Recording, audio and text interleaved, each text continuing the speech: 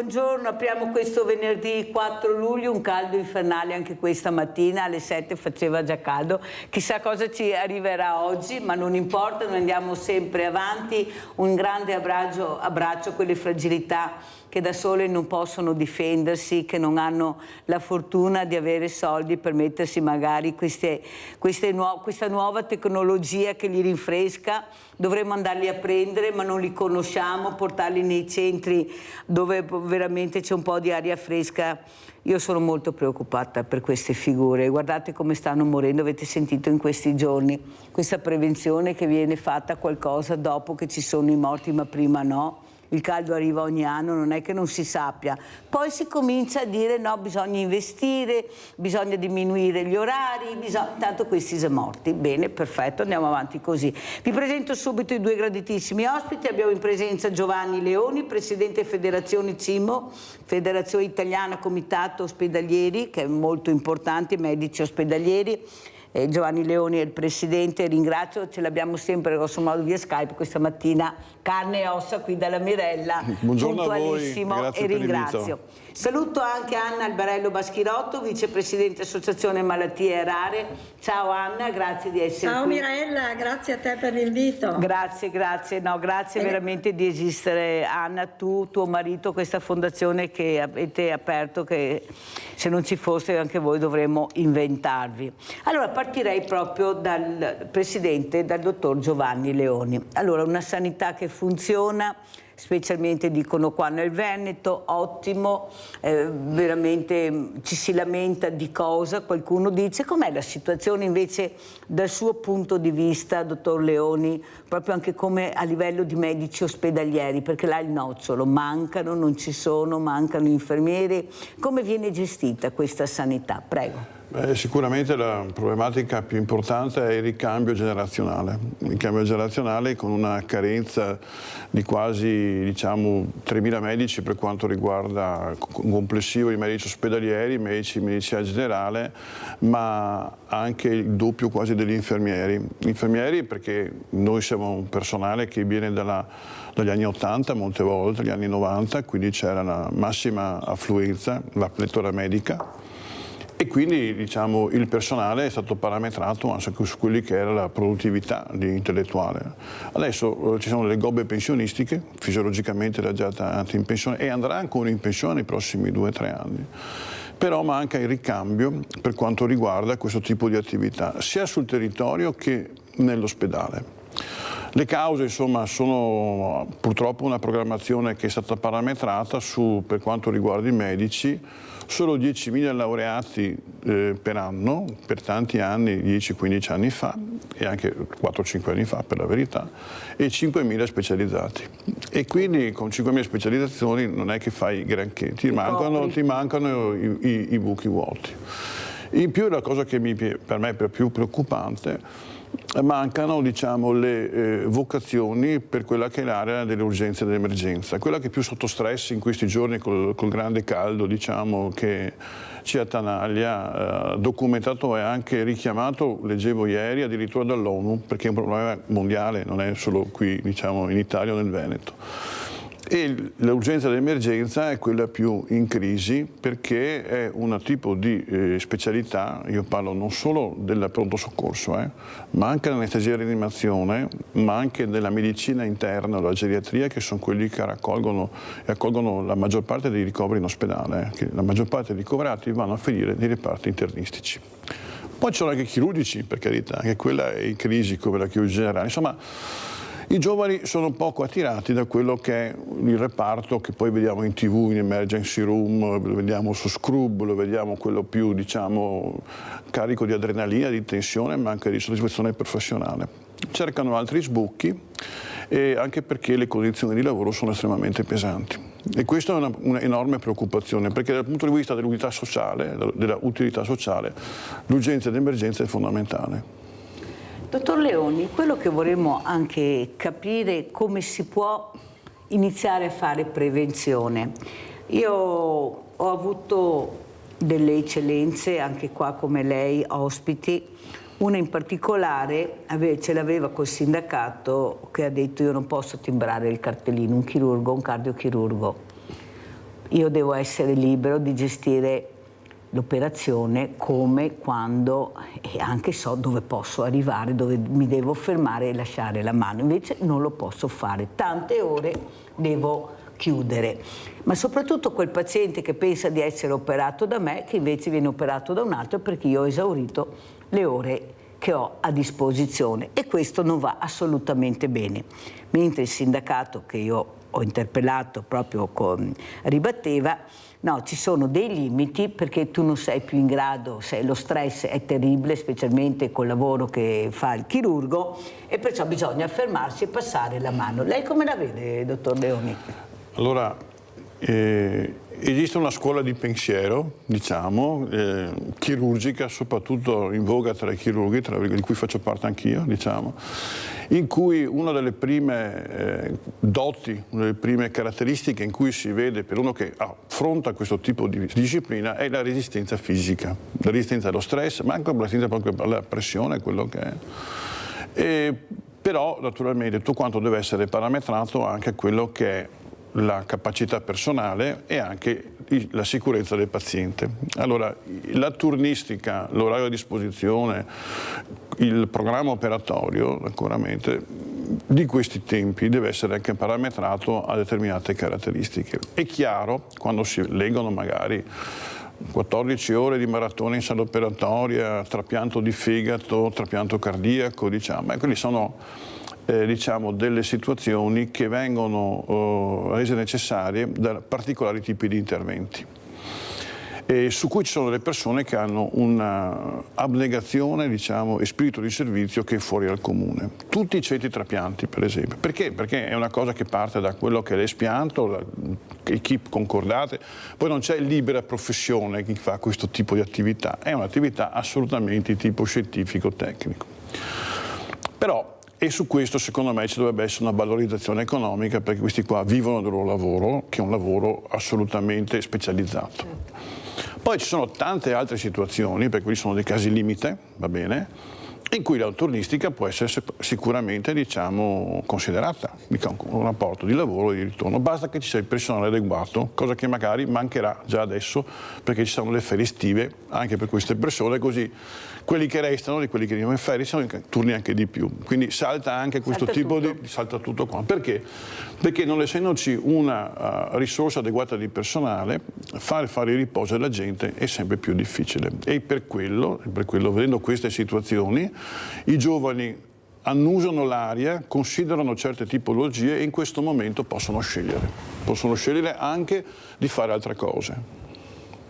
Allora saluto anche Anna Baschirotto, vorrei sentire anche un suo commento su quello che ha detto il dottor Leoni e soprattutto queste malattie rare, tantissime, ma soprattutto la ricerca, l'importanza della ricerca, ma mi sa che in Italia qui facciamo fatica a far capire l'importanza della ricerca, basta vedere cosa è successo col CNR, ma soprattutto, ecco, salvare queste vite, aiutarle, un percorso molto difficile. Prego Baschirotto. Grazie Mirella. Saluto anche il dottor Giovanni Leoni, che mi pare che sia diciamo a Vicenza, ci sia, no? Sì o no? Forse ci siamo conosciuti all'Ordine dei Medici probabilmente. Sì. Con il dottor Leoni, quindi condivido la sua analisi e calibrandola sulle malattie rare dico che prevenzione per le malattie rare appunto non ce n'è, prevenzione dalla insorgenza,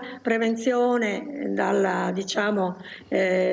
dall'aggravamento e anche prevenzione, qui parlavamo di caldo, anche per i malati rari, è un momento molto complesso. Allora,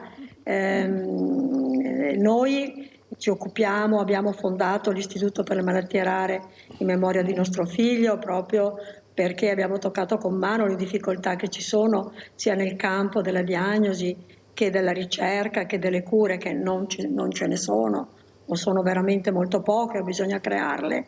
E diciamo stiamo lavorando da anni per colmare questo terribile vuoto nell'assistenza, nelle conoscenze e nella diagnosi genetica. Ecco, il laboratorio di genetica medica, diciamo, continua a offrire dei servizi importantissimi e veramente molto molto qualificati, non lo dovrei dire io, però ce lo dicono in tanti e da ogni parte d'Italia e anche dall'estero. Continuiamo a implementare nuovi test genetici per poter dare delle risposte. Però purtroppo è un momento molto difficile questo, sì per la ricerca, ma anche proprio per chi fa diagnosi genetica o comunque un servizio convenzionato, perché il nostro laboratorio è convenzionato e accreditato, perché cara Mirella, i test genetici, anche quelli per le malattie rare, hanno avuto adesso col nuovo nomenclatore tariffario praticamente non paghiamo neanche, cioè paghiamo metà delle spese che sosteniamo e il nuovo nomenclatore è proprio entrato con il nuovo anno. Quindi già questa è una grande difficoltà per quello che riguarda la gestione quotidiana delle diagnosi e un laboratorio che ha macchinari continuamente, strumentazione d'avanguardia, personale altamente qualificato, specialisti, dottori di ricerca, eccetera. E più la ricerca, diciamo, la difficoltà di trovare fondi per la ricerca.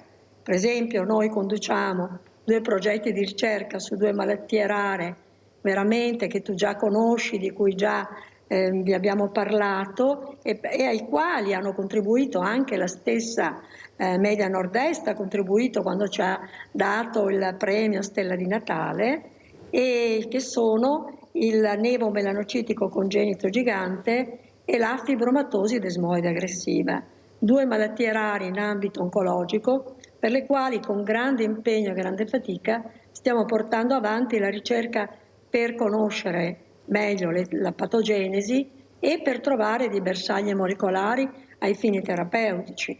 Ma purtroppo i fondi servono e ne servono tanti. Inizialmente siamo stati finanziati da una fondazione americana per il tumore desmoide, ma adesso con le nuove svolte dell'America i finanziamenti rimangono in America e vengono tolti anche alle università americane, l'abbiamo visto, l'abbiamo sentito. Per cui veramente stiamo cercando, diciamo, anche possibilità di avere delle donazioni per queste ricerche, perché è importante che vadano avanti per dare veramente delle risposte che non ci sono attualmente. Grazie anche a Anna Albarello Baschirotto per quello che sta cercando di far capire l'importanza di investire sulla ricerca, perché vuol dire investire sulle persone che stanno soffrendo, che non hanno punti di riferimento, che non sanno. Ecco, per fortuna che questi genitori poi si rimboccano le maniche, come ha fatto Anna Albarello e suo marito Giuseppe, e hanno creato questa meraviglia del territorio. Però io devo dire la verità che faccio fatica a capire perché non viene supportata questa fondazione così importante. È stata premiata dall'America ma non dall'Italia, non dalla Regione Veneto di sicuro. C'è qualcosa che non mi torna. Prima di sentire anche un parere del dottor Leoni, andiamo da Rinaldo così liberiamo il centralino, speriamo che non sia andato a bere il caffè. Vai Rinaldo! Sono qua Mirella. Buongiorno Mirella e buongiorno ai tuoi ospiti. Buongiorno. Quanto riguarda la sanità in Italia, i medici, i paramedici, gli infermieri, è tutta brava gente, si è data a fare un sacco.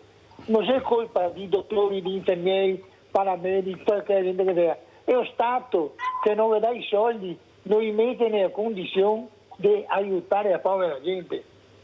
Bisogna che lo Stato gli dà i fondi, faccia funzionare infermieri, medici che va via. Bisogna pagarli perché lavora moltissimo, in mezzo alle malattie, a rischio, e non manca un mestiere. E poi i dottori fa solo che vede, i dottori non c'entrano, bravi, anche a massa bravi. E dopo se lo Stato, Mirella, bisogna, come le malattie rare, gli fa schifo, per senso, gli dice, e se poche, e ora per poche persone che hanno la malattia non vale la pena trovare un farmaco perché non che c'è ritorno del denaro, ma che per me non va bene. Grazie Rinaldo, fammi andare avanti, non sono poche, che ogni malattia ha pochi numeri, ma sono tantissime le malattie, bisogna spiegare bene perché sennò si fa confusione e non si può. Grazie Rinaldo, sei stato chiaro anche questa mattina, ma come vedi ho un ospite illustre, veramente un presidente che sa di cosa parliamo, che gestisce, ecco, questo numero anche importante di chirurghi, sì, e i quali veramente medici non riescono più a capire perché sono tutti bravi ma hanno bisogno di una squadra, da soli non si va da nessuna parte. Là la tragedia, sì, che noi parliamo del chirurgo, ma quando sei in sala operatoria c'è una squadra attorno al chirurgo preparatissima, efficientissima. Io mi ricordo che mi ha detto che ci ricordiamo il nome del ristorante ma non ci ricordiamo il nome dell'anestesista. Cioè, sì, sì. Ecco, sì, mi ricordo questa frase, me l'ha detta qualcuno. Dottor Cillo, come commentiamo allora le parole di Anna Alberello Baschirotti, di quello che le ho chiesto? Intanto un saluto a Anna Alberello Baschirotti, perché a tutti i presidenti delle varie associazioni che naturalmente partono da quelle che sono le problematiche personali, dalla socialità, da ritrovarsi, e poi fanno questa attività di volontariato praticamente per ogni patologia, diciamo, e in particolare perché ci sono quelli gli amici del cuore, per il diabete, le problematiche reumatiche intestinali, cioè, io l'ho scoperto, i Down per quanto riguarda gli specialisti di organi, però c'è una socialità e un'attività intellettuale. Recentemente ho trovato tutto quanto il gruppo degli alcolisti, per esempio, che è una roba endemica del Veneto, per esempio. Per le malattie rare in particolare, soprattutto quelle che hanno problematiche cromosomiche, deficit enzimatici, cose difficili da studiare, che hanno una catena di persone dedicate che poi alla fine scelgono fare un'attività di ricerca pura, diciamo.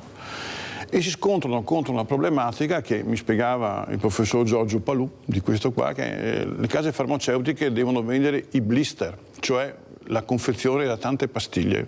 Vanno bene quelle per l'ipercolesterolemia, va bene quelle con l'ipertensione.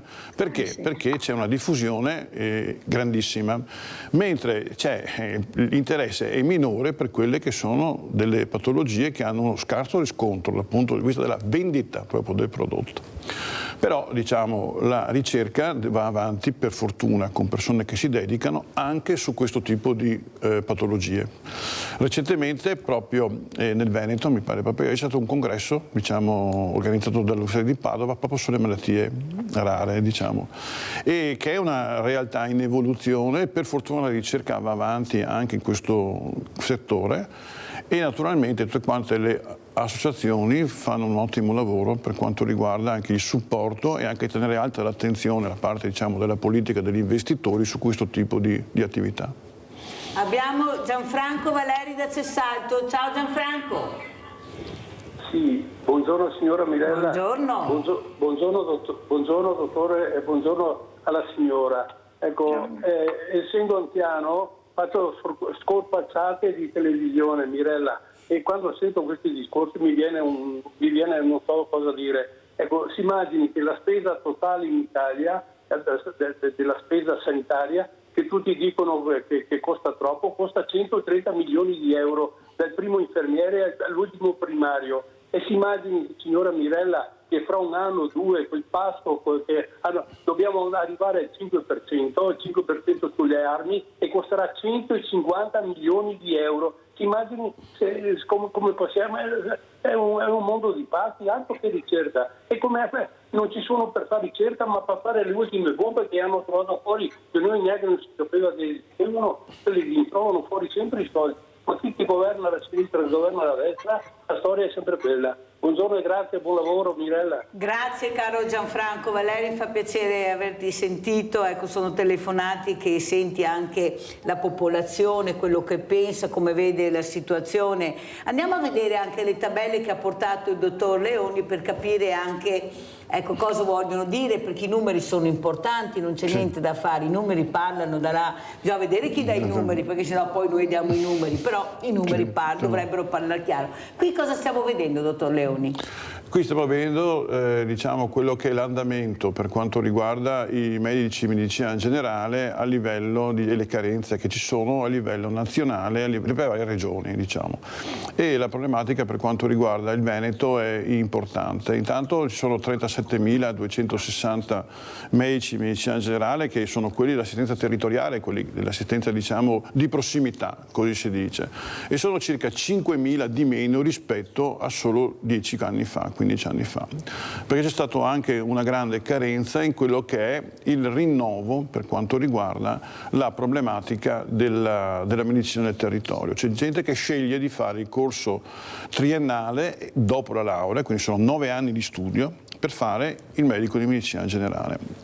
I bandi hanno dei posti vuoti ormai da tanti anni, la gente non fa più questo tipo di attività e quindi in particolare nel Veneto il numero degli assistiti, che dovrebbe essere l'ideale 1200 per medico, va bene, sale oltre la media nazionale, oltre i 1500, alcuni 1800, qualcun altro addirittura 2000. Perché? Perché se mancano diciamo, i colleghi, i pazienti vengono divisi per quelli che restano. Però il tipo di assistenza che viene dato ovviamente ha una qualità inferiore, perché il tempo a disposizione, con tutta la buona volontà, è quello che è. L'idea maggiormente più in voga, soprattutto tra i giovani, quelli che vengono presi e vengono messi dentro con gli assistiti in carenza e all'atto fanno il corso di medicina generale, cioè studiano da una parte, intanto però cominciano già a lavorare, come si faceva una volta. Esperienza, manualità. Ma l'esperienza la fanno un po' prima, no? Però dopo un certo punto vengono mollati perché devono proprio fare il loro lavoro, devono cominciare a visitare le persone, a fare ricette, accompagnare il cantante. 1000 per loro, per i giovani, sono anche troppi, perché hanno altre cose da fare, perché devono anche studiare, ma lì dovrebbero dare alcuni casi ancora più pazienti, perché servono questo tipo di attività. Quindi ci sono i giovani, poi si passano la parola, vedono com'è la situazione e alcuni dicono, beh forse se ho qualche altra alternativa faccio un'altra cosa. Io tutta quanta la vita così forse non la faccio.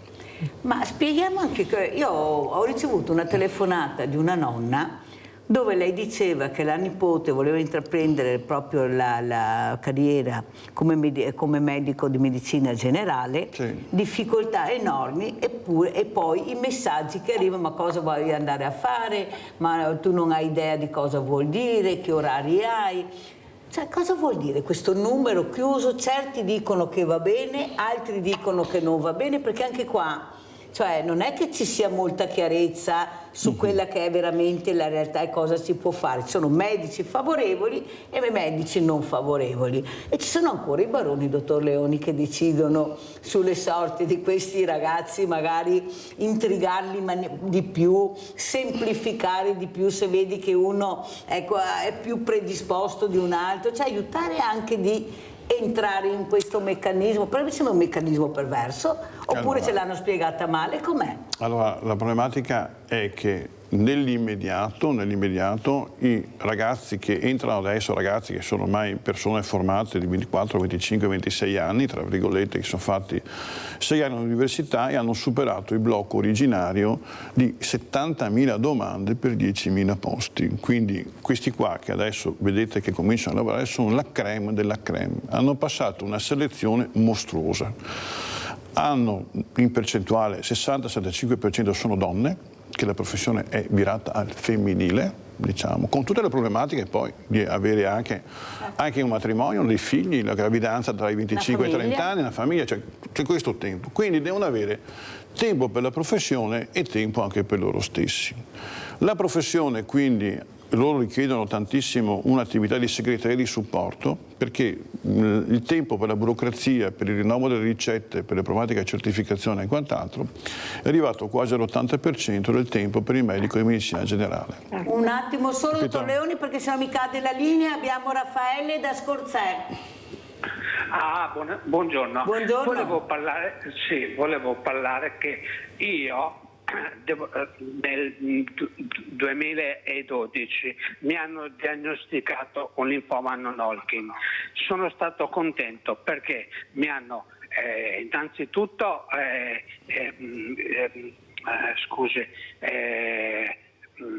risolto il problema. Ho trovato sempre persone disponibili a parlare, a discutere tranquillamente, e ancora adesso che ho avuto poc'anzi, un paio d'anni fa, ho avuto anche un ictus e via di seguito, ho avuto una serie di persone che mi sono sempre state dietro, senza badare se sono Tizio, Caio o Sempronio.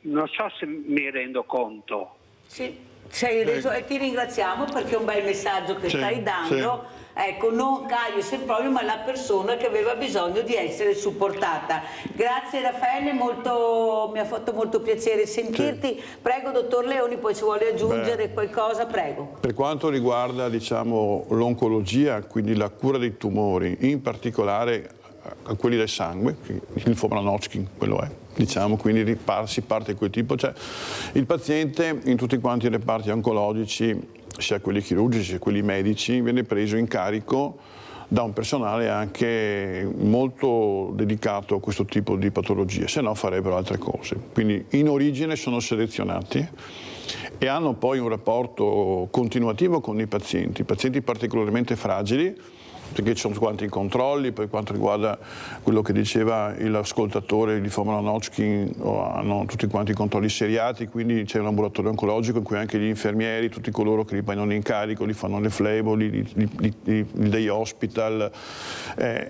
si forma un rapporto che dura nel tempo e quindi si forma un rapporto di amicizia, di colleganza, tra virgolette. L'empatia è estremamente importante, cioè la capacità di immedesimarsi in quello che prova il tuo simile in un momento in cui tu devi fare il tuo lavoro, devi rimanere distaccato perché devi essere tecnico per quello che devi fare, però anche un po' partecipe e devi dargli la tua solidarietà anche umana rispetto a quello anche che tu fai dal punto di vista delle flebo, delle medicine che gli somministri, e questo resta infatti molto importante. Però, dottor Leoni, quello che traspare anche dalle sue parole, che fa molto riflettere, è che c'è questa figura femminile che è molto più impegnata della figura maschile, diciamo solo la maternità, e sanno benissimo dove vanno a parare, però che sono intrigate.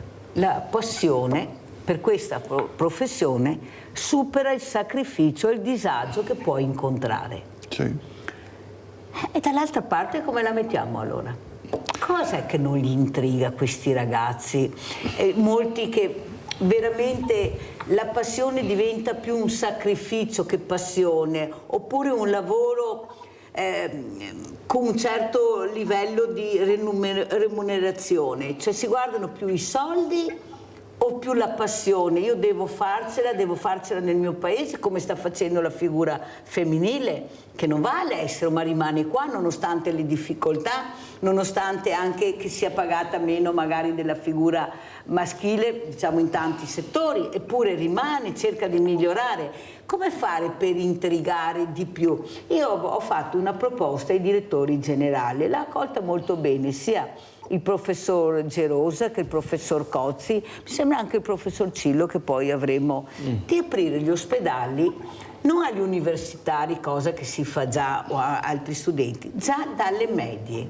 Iniziare a portare questi ragazzi a vedere cos'è l'ospedale, cos'è la malattia, cos'è il volontariato, ma portarli, non fare la lezioncina in classe, perché con le lezioncine in classe che vanno benissimo, non è che io dico che non vanno benissimo, ma non li intrighiamo abbastanza, non abbiamo volontari giovani, non abbiamo giovani con particolari passioni per le professioni.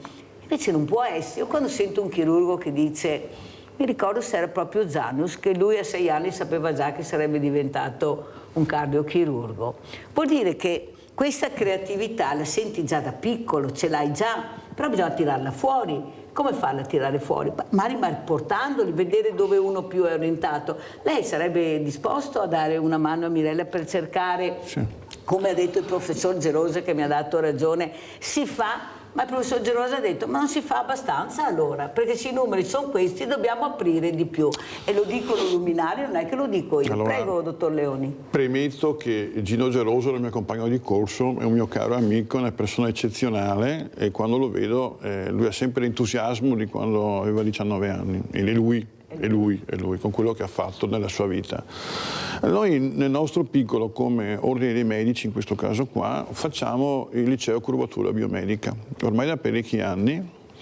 Cosa sarebbe? Spieghiamo perché magari a casa... Il liceo curvatura biomedica, allora diciamo che ci sono delle lezioni che vengono fatte volontariamente da medici che prendono in cura tutti gli aspetti della medicina, cioè non solo chimica, biologia, fisica, ma un corso completo, diciamo, di medicina che comprende 3 classi, le ultime 3 classi del liceo, e a rotazione vengono spiegate tutte quante le specialità. Le slide delle lezioni sono di tipo nazionale, è tutto unificato, tutto egida della Federazione Nazionale degli Ordini dei Medici.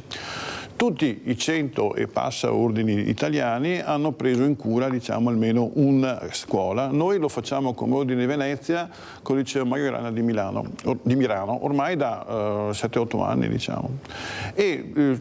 La gente rimane, i ragazzi rimangono il lunedì, per esempio, dalle 2 alle 3, alle 3 alle 4, oltre l'orario di lavoro, su base volontaria, e ci sono un 65-70% di ragazzi che fanno tutto quanto il corso anche con la valutazione finale. E questa è una preparazione che non viene purtroppo riconosciuta, diciamo, per l'accesso a medicina. Abbiamo chiesto, diciamo, al ministro Bernini, che ha rivoluzionato, sta rivoluzionando l'accesso a medicina, se ne parlava prima, che però, diciamo, i 70.000 che vogliono fare i medici in questo caso hanno un libero accesso, e sarà un problema per le università accoglierlo, perché anch'io ero un figlio della pletora medica, cioè a Padova eravamo 1800 al primo anno, 300 percorso, aule che erano dei cinema praticamente, con un omino bianco col microfono che ti faceva la lezione, era così. Non so cosa faranno adesso. Sta di fatto che dopo 6 mesi però c'è uno sbarramento e dovranno anche fare gli esami.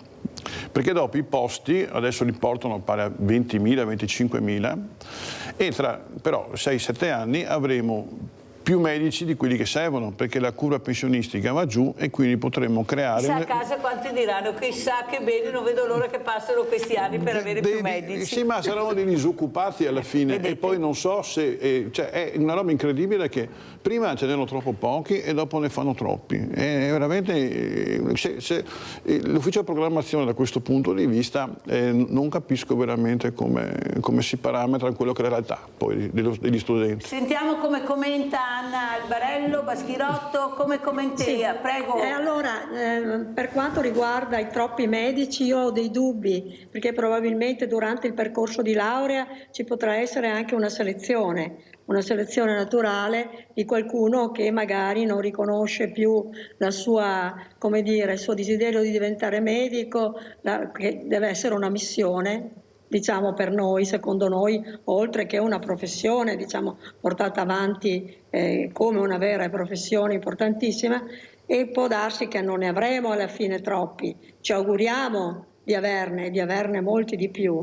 E per quanto riguarda invece la formazione prima di entrare all'università fatta ai licei, concordo pienamente, dovrebbero esserci dei crediti formativi che ti permettono poi di accedere più facilmente anche all'università ed essere validi magari per l'università. Noi qui da molti anni apriamo le porte del nostro istituto agli istituti superiori, gli stessi nostri ricercatori vanno su invito presso istituti superiori e diciamo per la formazione proprio nel campo delle malattie rare, dell'assistenza, della ricerca e soprattutto della genetica e della biologia molecolare e cellulare.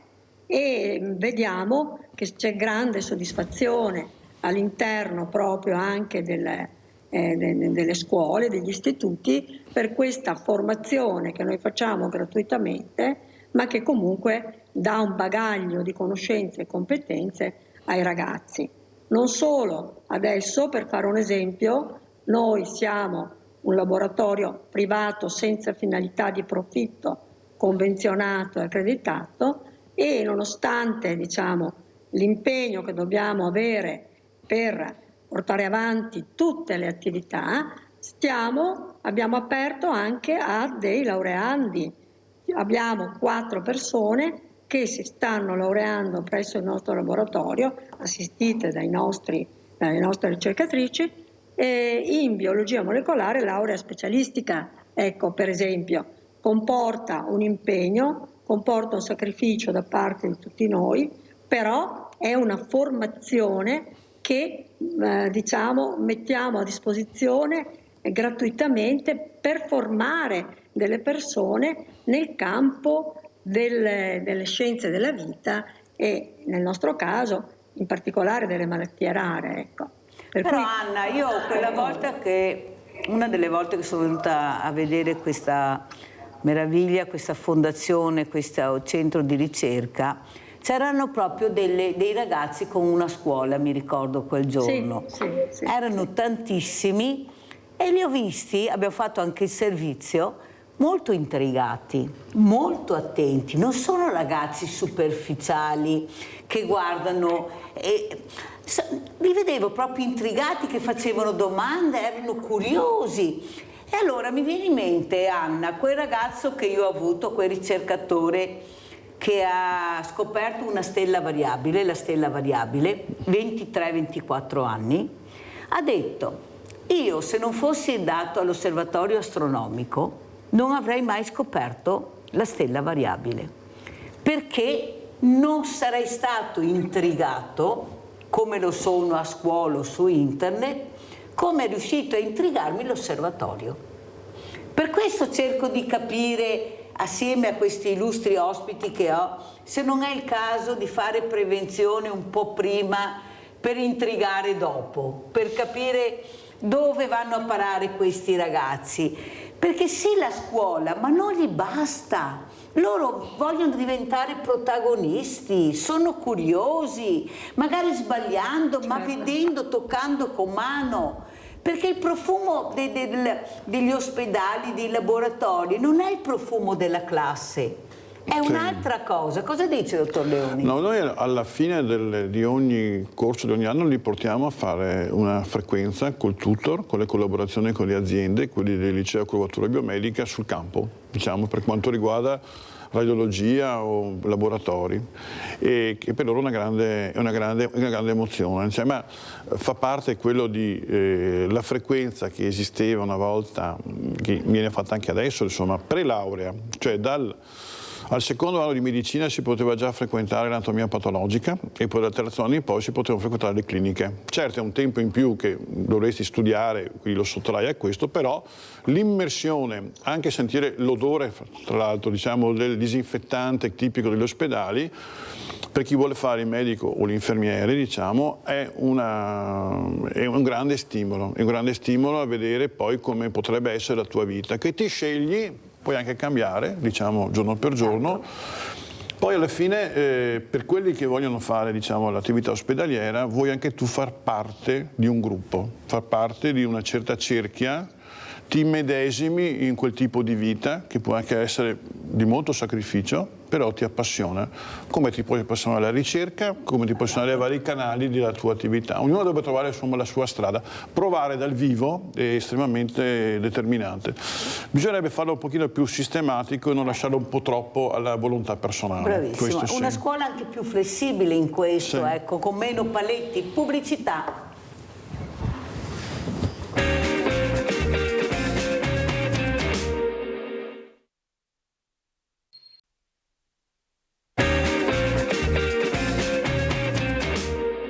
In occasione della 18ª giornata internazionale delle malattie rare, le parole del professor Michele De Luca, un pioniere della ricerca dell'uso delle cellule staminali, ha incantato la platea degli studenti del liceo Lioi radunati in municipio. Il ricercatore ha presentato il caso risolto di un bambino siriano di 7 anni affetto da una grave malattia della pelle con effetti simili a profonde ustioni, guarito definitivamente grazie alla determinazione e al coraggio di ricercatori e funzionari. Abbiamo invitato il professor De Luca per per la giornata delle malattie rare, perché veramente ha fatto delle scoperte, delle ricerche importantissime, curando addirittura un bambino farfalla affetto da epidermolisi bollosa con la terapia genica e le cellule staminali, e poi ha curato delle malattie dell'occhio, soprattutto legate alla cornea, sempre con cellule staminali. E la passione con cui ha spiegato oggi tutto il suo lavoro di ricerca e tutte le difficoltà in ambito scientifico, ma soprattutto burocratico, per raggiungere un farmaco orfano hanno commosso e appassionato noi e il pubblico. Stiamo cercando di proporre un modello alternativo a quello classico, diciamo, dell'azienda, dell'industria privata, eccetera, per cercare, perlomeno per quanto riguarda le terapie geniche delle malattie rare e ultrarare, un sistema che si possa autosostenere attraverso agenzie per la ricerca, fondi per la ricerca, sgravi fiscali per le donazioni, eccetera, che possa in qualche modo dedicarsi solo a quelle patologie alle quali le aziende non sono interessate. Allora, Anna Baschirotto, complimenti intanto per questi convegni, per questi tavoli dove veramente spiegano delle eccellenze e cose che magari noi non sappiamo neppure, ed è molto importante arrivare poi alle persone, specialmente a queste famiglie che veramente delle volte si sentono dire, magari quando escono non sappiamo più cosa dire e che indirizzi dare. Per fortuna che ci siete voi, ecco, questo volontariato che anche là ha fatto dei passi da gigante. Prego Anna Baschirotto.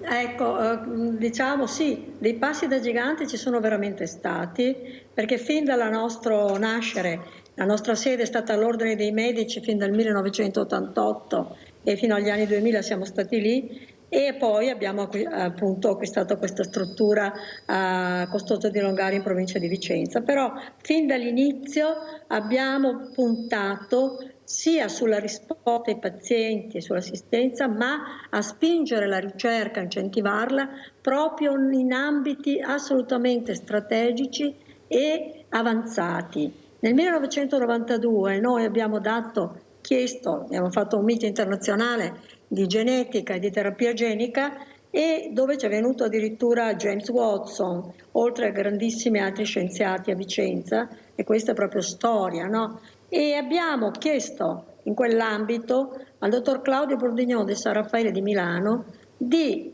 portare avanti, di iniziare, non portare avanti, proprio iniziare ex novo un progetto di terapia genica su una malattia neurodegenerativa gravissima, la leucodistrofia metacromatica, tra lo scetticismo di tutti. Lui ha detto, non era la malattia di nostro figlio, era una malattia di un gruppo di famiglie che avevano dei bambini che morivano per questa forma gravissima neurodegenerativa. Abbiamo chiesto a Claudio Bordignon, Claudio, noi ti finanziamo, porta avanti questa ricerca, iniziala e portala avanti, e vogliamo curare i bambini. E lui ha detto, nessuno mi lascerà entrare nel sistema nervoso centrale, io ci provo. Insomma, l'abbiamo finanziato per oltre 10 anni, e poi nel 2016 ci sono stati i primi risultati con la cura sperimentale dei primi bambini. Poi, visto che il progetto era meraviglioso, è intervenuto Teleton, e ora, per farla breve, c'è la terapia genica della leucodistrofia metacromatica, malattia del sistema nervoso centrale.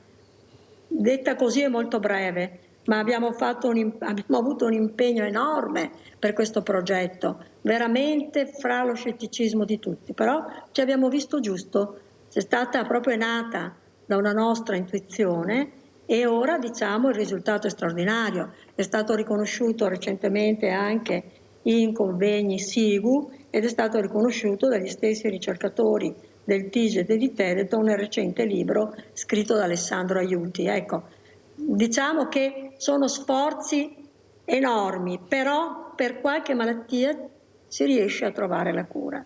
Ecco, e aprendo una strada per una malattia neurodegenerativa così rara, si è aperto veramente una grande autostrada, un grande portone per la cura anche di altre malattie neurodegenerative, con la terapia genica.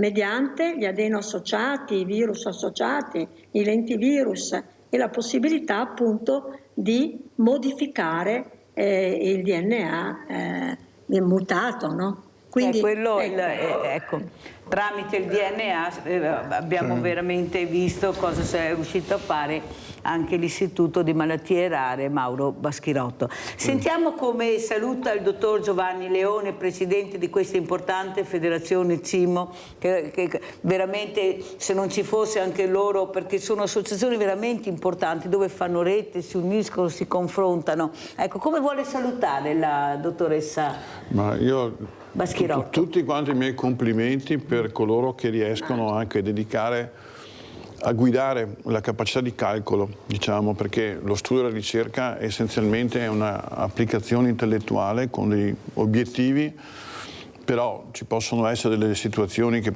hanno anche del successo, altre che hanno insuccesso. Non bisogna mai stancarsi di trovare la strada adeguata, anche nuove strade, perché la terapia genica, la terapia delle cellule staminali e queste, diciamo, ricerche che sono veramente dedicate a magari pochi pazienti, pochi casi, con un enorme dispendio intellettuale. Bisogna anche crederci dall'inizio, bisogna trovare anche le persone che ci credono e che in maniera concreta, magari chissà quante notti e weekend hanno dedicato, altro che l'orario di servizio, a perseguire questo tipo di ricerche. La tecnologia aiuta, naturalmente, perché i computer per fare analisi di questo genere sono sempre più potenti, ma la mente dell'uomo deve poi dare la guida per quelli che sono gli obiettivi da raggiungere. Sentiamo come ci saluta la dottoressa Albarello Baschirotto. Come ci saluti, Anna? Ecco, io ringrazio moltissimo Mirella, ringrazio anche il presidente della CIMO, il dottor Giovanni Leoni. E veramente la CIMO sta facendo cose importanti a fianco ai medici. Diciamo, abbiamo conosciuto durante il periodo in cui siamo stati anche noi come associazione prima, no, perché all'inizio appunto avevamo l'associazione solamente, poi abbiamo anche dato vita alla fondazione presso l'Ordine dei Medici, abbiamo avuto una splendida collaborazione con questi enti, diciamo.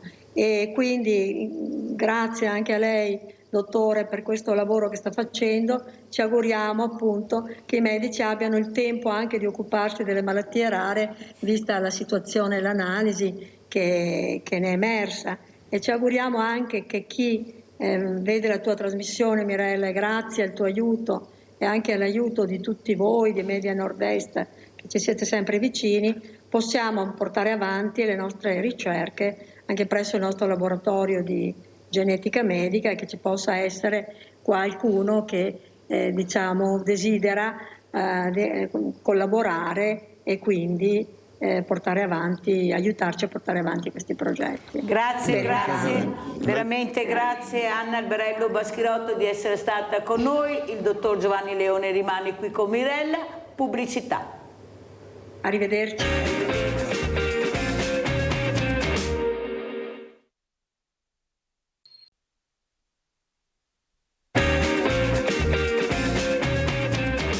E saluto il dottor Claudio Malamacci, comandante della Polizia Locale di Conegliano, di essere con noi. Buongiorno comandante, grazie. Qui abbiamo parlato adesso col dottor Giovanni Leone di sanità, adesso parleremo anche di sicurezza naturalmente, poi sentiremo anche il dottor Leoni cosa dice. Com'è la situazione? Si apre l'estate, si apre la movida, si mangia, si beve, si ride, si scherza, però bisogna stare attenti, adesso vanno in vigore anche le nuove regole stradali. Ecco, ci racconta come vede lei la situazione, comandante? Certo, intanto grazie per l'invito e buongiorno a tutti i teleascoltatori di Diretta e Antenna 3 naturalmente. Per quanto riguarda la situazione, diciamo che stiamo vivendo un periodo felice, nel senso che non abbiamo grossi problemi, ma questo è dovuto grazie a un protocollo messo in piedi anche dalla Questura di Treviso, in cui nei fine settimana ci sono dei servizi di ordine pubblico interforze, quindi Polizia di Stato, naturalmente le operazioni, carabinieri e polizia locale. Per controllare le zone più sensibili della movida per prevenire situazioni di intemperanza giovanile. E direi che questo schema operativo, anzi ringrazio il Questore per il nostro territorio, naturalmente il dirigente del commissariato che coordina le operazioni, è un sistema che sta dando dei risultati, perché la gente può uscire, può starsene, visto i periodi caldi, seduti magari al bar a sorseggiare qualcosa di buono, senza preoccuparsi più di tanto. Allora, leggevo proprio questa mattina, comandante, che il prefetto di Treviso, dottor Sidotti, che saluto, ha detto che non ci sarà una proroga per la zona rossa. Quando terminerà, terminerà. Lei come vede queste zone rosse? Sono così indispensabili? Fanno parte di un sistema di sicurezza che vuol dire prevenzione? Oppure bisogna riflettere se abbiamo proprio bisogno della zona rossa o se abbiamo bisogno di altre cose, magari più persone, più agenti in giro per i centri storici, per i paesi, perché i ragazzi si spostano un po' dappertutto. Io ieri ero a una festa, ho visto tantissimi giovani, sono arrivati tutti dopo le ore 11, naturalmente prima neanche nessuno. Ecco, sembravano tutti dei manichini, erano perfetti tutti, sia le ragazze che i ragazzi. Io mi domando quanti anni avevano, perché a quello che io ho visto avevano 14 anni, non avevano più di 14 anni, truccatissime loro, ragazzini, loro molto più bambini, anche se erano tutti perfettini anche loro. E poi ho visto questi gruppi folcloristici che venivano da paesi lontani, dove invece c'erano i ragazzi giovani, che noi non abbiamo, che proseguono le tradizioni, credono nelle tradizioni. Allora, i meno giovani, ascoltate bene la Mirella perché ve la racconto, perché è bellissimo, suonavano e i ragazzi e le ragazze danzavano con i loro costumi, con le loro tradizioni, bravissimi. A un certo momento sento una ragazza alle mie spalle che dice al ragazzo che era assieme: ma dove mi hai portato? Allora io mi sono girata e l'ho guardata ed era quella che vi ho detto io, capelli perfetti, lisci, ciglia grandi così, lunghe così, lui perfetto anche lui, e ho detto: ti ha portato nel posto giusto, solo che hai la mente sbagliata. Lei mi ha guardato e mi ha detto: perché? Ecco, perché non riusciamo a capire che forse che non è colpa di questi ragazzi? C'è qualcosa dall'inizio che è sbagliato. Il genitore che figlio vuole avere? Chi è suo figlio? Ma come si fa a lasciare uscire questi ragazzini a 11, mezzanotte? Guardate che hanno 14 anni, non ne avevano di più questi che ho visto, sì, ce ne saranno di 16, 18, ma loro erano piccolissimi. Cioè, comandante, lei cosa sta vedendo? Cioè, la famiglia, nonostante tutto quello che stiamo cercando di spiegare, di capire, poi vediamo cosa succede. Cioè, cosa vede lei dal suo importante osservatorio, comandante? Allora, vediamo che la società è sicuramente cambiata e il ruolo di genitore è sempre più difficile. E forse più che i ragazzi, fare corsi ai ragazzi bisogna quanto ai genitori, ma non perché non siano capaci di farlo, ma perché c'è una problematica, ma anche a livello di studi che sta venendo avanti, che sono delle teorie, quelle famose teorie della teoria del riconoscimento. Significa che spesso i giovani vengono un po' emarginati in virtù del vestono oppure del linguaggio che utilizzano hanno un codice comunicativo che è diverso, perché c'è stato un passaggio generazionale molto importante e soprattutto perché gli stimoli che ricevono dall'esterno sono tantissimi, non sono più gli stimoli che avevamo noi quando eravamo più giovani. per carità i social sono importanti, la tecnologia è importante e io sono un precursore di questo, però attenzione a come si utilizza. Ecco, quindi questi ragazzi sono vulnerabili da questo punto di vista perché hanno e spesso mancano le istruzioni per l'uso. Dall'altra parte però noi non riusciamo a comprendere il loro significato e quindi li etichettiamo maranza, baby gang, eccetera, eccetera, magari anche impropriamente. E poi c'è quell'altra teoria che questi ragazzi, quindi la teoria che dicevo prima del riconoscimento, che questi ragazzi non si riconoscono nella società in cui vivono e quindi tendono a isolarsi in comunità con le generazioni diverse e quindi si in gruppi e poi magari quando si sa che l'intemperanza poi può portare anche a fatti di criminalità. Dobbiamo migliorarlo, grazie. Intanto saluto veramente e ringrazio il professor Umberto Cillo, direttore chirurgia del fegato e trapianti dell'azienda ospedaliera di Padova. Che piacere rivederla, professore. Guardi chi ho vicino, ho il dottor Giovanni Leone che voleva salutarla, che mi fa molto piacere veramente avere queste due importanti figure per capire anche quanto importante invece è la sanità, queste aziende ospedaliere. Lei poi in particolare, professor Cillo, non voglio sviolinarla, ma quello che fa è una cosa meravigliosa. Non si parla, qualcuno mi ha detto non parlare, il professor Gerosa mi ha detto Mirella non parli di miracoli, ma io invece parlo, dico che veramente fate dei miracoli, delle opere d'arte di operazione, non c'è niente da fare. Però professor Cillo, con Giovanni Leone si diceva che fin da piccolo riesci a capire, ecco, cosa c'è dentro di te, quale creatività hai. Quando l'ha sentita lei, la sua creatività, professore? Buongiorno a tutti, intanto Mirella, buongiorno, grazie dell'invito. Ma pensi, io volevo fare ingegnere da piccolo e poi ho avuto un momento in cui ho trovato una passione per la psichiatria e quindi mi sono in neuroscienze in generale, quindi mi sono avvicinato all'area medica.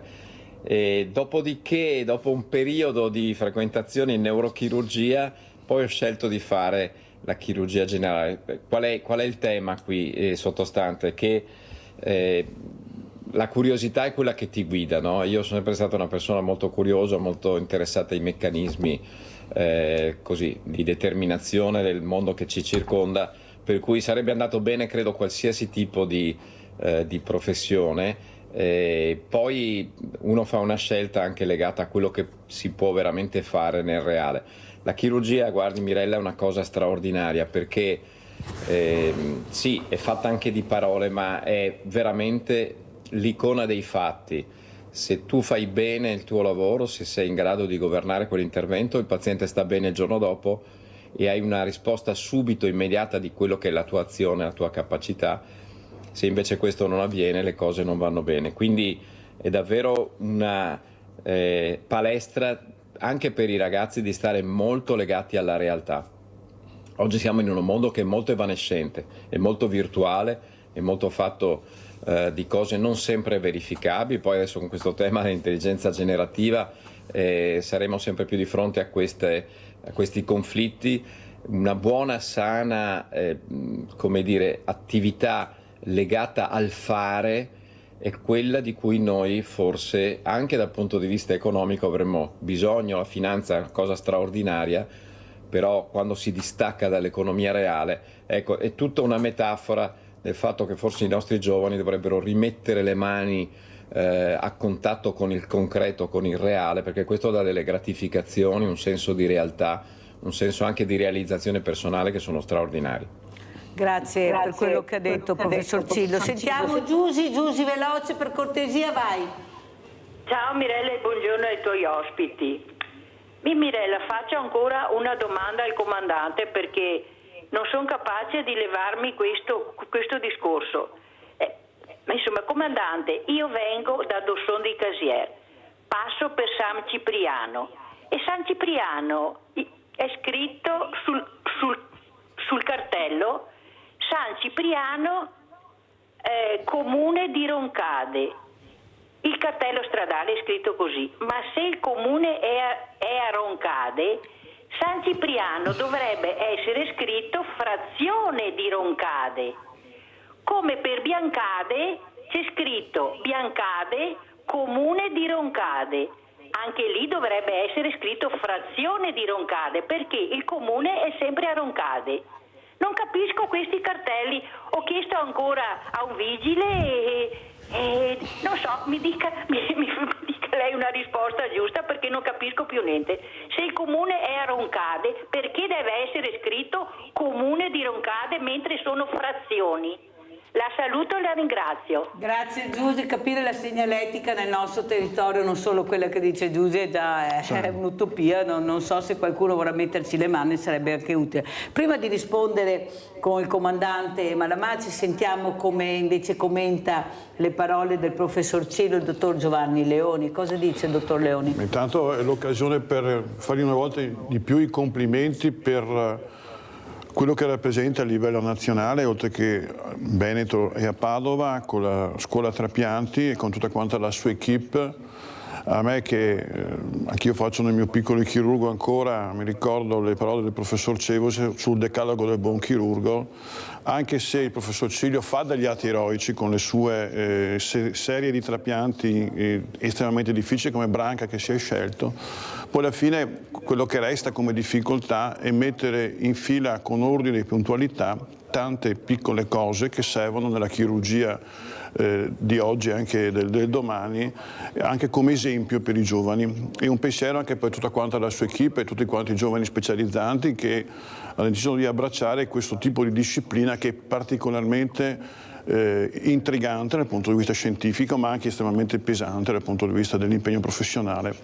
Poi ci sono per fortuna anche questi tipi di risultati. Per tutti quanti i pazienti in lista per i trapianti, in particolare per la ricerca, per dare una risposta dal punto di vista del fegato, ma del polmone, del cuore, per cui Padova è famosa a livello nazionale nel mondo.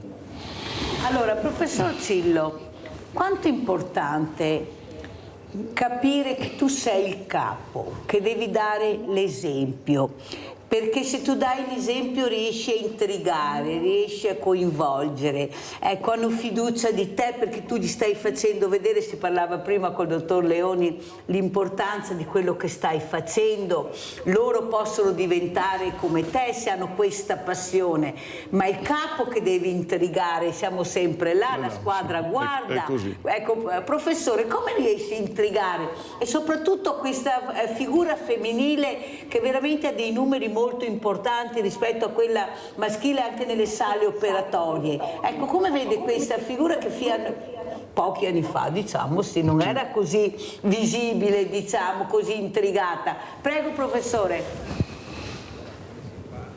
Lo si fa con la passione, perché i ragazzi la passione la leggono subito e la si fa con la credibilità. Io credo che per fare il capo, la mia esperienza è quello che si deve essere credibili, e credibili vuol dire essere in grado di mettersi in prima persona ad aiutare, a dare una mano, a essere presenti, a come dire, rappresentare un punto di riferimento nelle cose di tutti i giorni, però poi avere anche un lancio per il futuro, avere una vision, cercare di far vedere a questi ragazzi che c'è un obiettivo grande, che c'è una grande anche interazione internazionale. Noi stiamo avendo grandi soddisfazioni perché siamo in contatto con tutto il mondo, dalla Cina agli Stati Uniti, dalla Norvegia fino all'Africa, quindi stiamo vivendo una fase straordinaria in cui la chirurgia italiana nel nostro settore, che è la chirurgia del fegato, non è solo il trapianto ma anche l'asportazione dei tumori del fegato, è tra le più riconosciute al mondo. I francesi, che sono sempre stati storicamente i migliori, ci hanno detto beh, ci avete superato. Avere questa vision, questa proiezione, questa voglia sempre di superare il limite credo che sia di grande ispirazione per i ragazzi, e credo che la riconoscano subito proprio a naso. Dopodiché mi dicono professore guardi che lei non è tanto un modello per la qualità di vita perché lei lavora troppo, e questo è un altro dei temi, perché i ragazzi giustamente vogliono un buon bilanciamento tra il lavoro entusiasmante, di avanguardia, però anche con la vita privata, e questo è quello che noi stiamo cercando di fare in una organizzazione difficile, in un sistema che purtroppo è sempre più scarso di personale. Però la credibilità è davvero importante. Sul tema donne Donne in chirurgia, io ho l'orgoglio di avere chiamato qui da me una delle chirurghe secondo me più brave di tutto lo scenario, una giovane donna che è stata prima in India e poi al King's College a Londra per un totale almeno di 7 anni con una formazione trapiantologica straordinaria. Io l'ho voluta nel mio gruppo e adesso è una delle colonne portanti, si chiama è la dottoressa Annalisa Dolcet ed è magari meno presente sui giornali come altri e altre, però molto forte, molto solida e una grande professionista. Poi ho avuto il piacere come direttore di dipartimento di chiamare la prima ordinario donna di chirurgia dopo tanti anni, ricorderete la Pellizzo era stata forse l'unica eccezione tanti anni fa, e questa ordinaria donna è un'altra donna straordinaria chirurga che è la professoressa Lucrezia Furian, che è la direttrice del centro trapianti di Rene. Io ho avuto l'onore di essere il direttore che l'ha voluta e l'ha chiamata come prima fascia ordinario, cioè il livello più alto della carriera accademica. Insomma, le donne si stanno facendo strada e adesso noi stiamo arrivando a quella che chiamiamo la gender indifference, cioè l'indifferenza totale al sesso, cioè non deve essere, come dire, neppure una situazione in cui tu lasci dei posti per le donne per bilanciare. D'accordo. Il vero futuro sarà quello in cui il fatto che una persona sia donna o uomo non farà nessuna differenza. Infatti il grande problema, professor Cillo, che dico sempre quasi tutte le mattine, è che abbiamo diviso troppo bambine e bambine, ragazzi e ragazzi, uomini, donne, invece di parlare di persone, chiamare le persone, anche i fragili, con il loro nome e cognome, invece etichette anche là. Noi siamo bravi a mettere le etichette, basta che uno sbagli una cosa, abbiamo subito l'etichetta pronta, invece di capire invece che dobbiamo parlare di persone, non dividere. Ecco, noi continuiamo a dividere e questo fa molto male. Quello che però noto è che i ragazzi dividono meno. Quello che mi preoccupa sono i diversamente giovani che dividono di più, ma sono quelli che hanno il potere in mano. Sono quelli seduti nelle poltrone importanti. Come dice il professore, e poi chiedo anche al dottor Malamace, l'importanza invece di lasciare spazio ai giovani, se sbagliano lasciarli sbagliare, essere pronti là nel momento che sbagliano, ma loro devono essere loro i protagonisti, devono sbagliare, se no non impareranno mai. Non possono vivere in una bolla sempre protetti da qualcosa o da qualcuno, non è possibile. Sono, come dice il professore, ma dice anche il dottor Leoni, e penso sia d'accordo anche il dottor Malamaci, il comandante, sono persone come noi che hanno una creatività incredibile. Io, professore, l'ho raccontato in questa settimana, ho incontrato uno di quei ragazzi, come diceva il comandante Maranza, famosi Maranza. Sono andata vicino e ho detto: guarda che bello che sei, come sei vestito bene. Ecco, gli ho fatto i complimenti, ho detto: guarda che bei pantaloni, sai che me li sono disegnati io? Mi ha detto: ma dai? Ho detto: sì, mi piace tanto la moda, attenzione. Non è stato messo neanche all'esame, professore, tanto per, ecco, è stato eliminato, ecco, non va bene. Ho detto: ma ti piace tantissimo, Mirella, ma cosa vuoi? Nessuno si fida di me, mi ascolta. Addirittura un insegnante mi ha detto: ma dove vai con quegli stracci là? Capisce, professore, che c'è tanta strada da fare. Sono loro i creativi, quelli che noi eliminiamo, sono loro i creativi. Non c'è niente da fare, dobbiamo cambiare, anche la scuola deve cambiare. Quell'insegnante che ha detto: noi tutte le mattine è come se salissimo sul Monte Bianco e vediamo tutto che abbiamo, chi abbiamo di fronte. È come il professore, come il dottor Leoni, loro sanno chi hanno davanti, il paziente, la squadra. Bisogna vedere se hai voglia di intrigarti, di capire chi è il più fragile all'interno di questa squadra, come puoi aiutarlo. Sei tu che devi scendere dal Monte Bianco e vedere chi ha bisogno. È d'accordo, professore? Sì, siamo in una società che ha spinto troppo rispetto all'eccellenza, no? Questa parola eccellenza noi la sentiamo nelle nostre orecchie fino a quando eravamo ragazzi e ci ha condizionato, poi è anche una delle spinte che ci porta sempre a fare meglio. Però è una parola e una mentalità che è fortemente discriminante, invece credo sia venuto il momento di essere più inclusivi. Ognuno ha una sua caratteristica, un suo disegno personale, una caratteristica che gli permette di essere unico e come dire, di contributo per il gruppo. Ognuno è importante, secondo me. Quando i miei pazienti mi dicono professore ma mi opera lei, io dico guardi non posso, sono un po' come una compagnia aerea, non posso pilotare tutti i voli, però posso garantire che la sicurezza di tutti i voli sia quella della Lufthansa piuttosto che di una grande compagnia aerea. E questo è quello che dobbiamo fare noi, lasciare pilotare i ragazzi e garantire la sicurezza della loro azione attraverso un controllo attento, presente, una didattica che sia davvero partecipativa. Non è facile, sa Mirella, perché fare insegnamento significa dedicare tanto tempo. In questa società non abbiamo neanche tempo per quello, però un atteggiamento più inclusivo è fondamentale. Siamo troppo orientati a essere quelli che emergono e invece lavorare in gruppo è la cosa che poi dà più soddisfazione. Comandante Malamazzi, è con noi, ha sentito la mia domanda e soprattutto anche la telefonata di Giusy. Prego, comandante. Sì, allora per quanto riguarda Giusy, dico sì, che ha ragione, nel cartello bisogna inserire frazione o quartiere, dipende come è stato inquadrato, come è stata inquadrata questa località. Il comune invece è il comune dove c'è la sede centrale.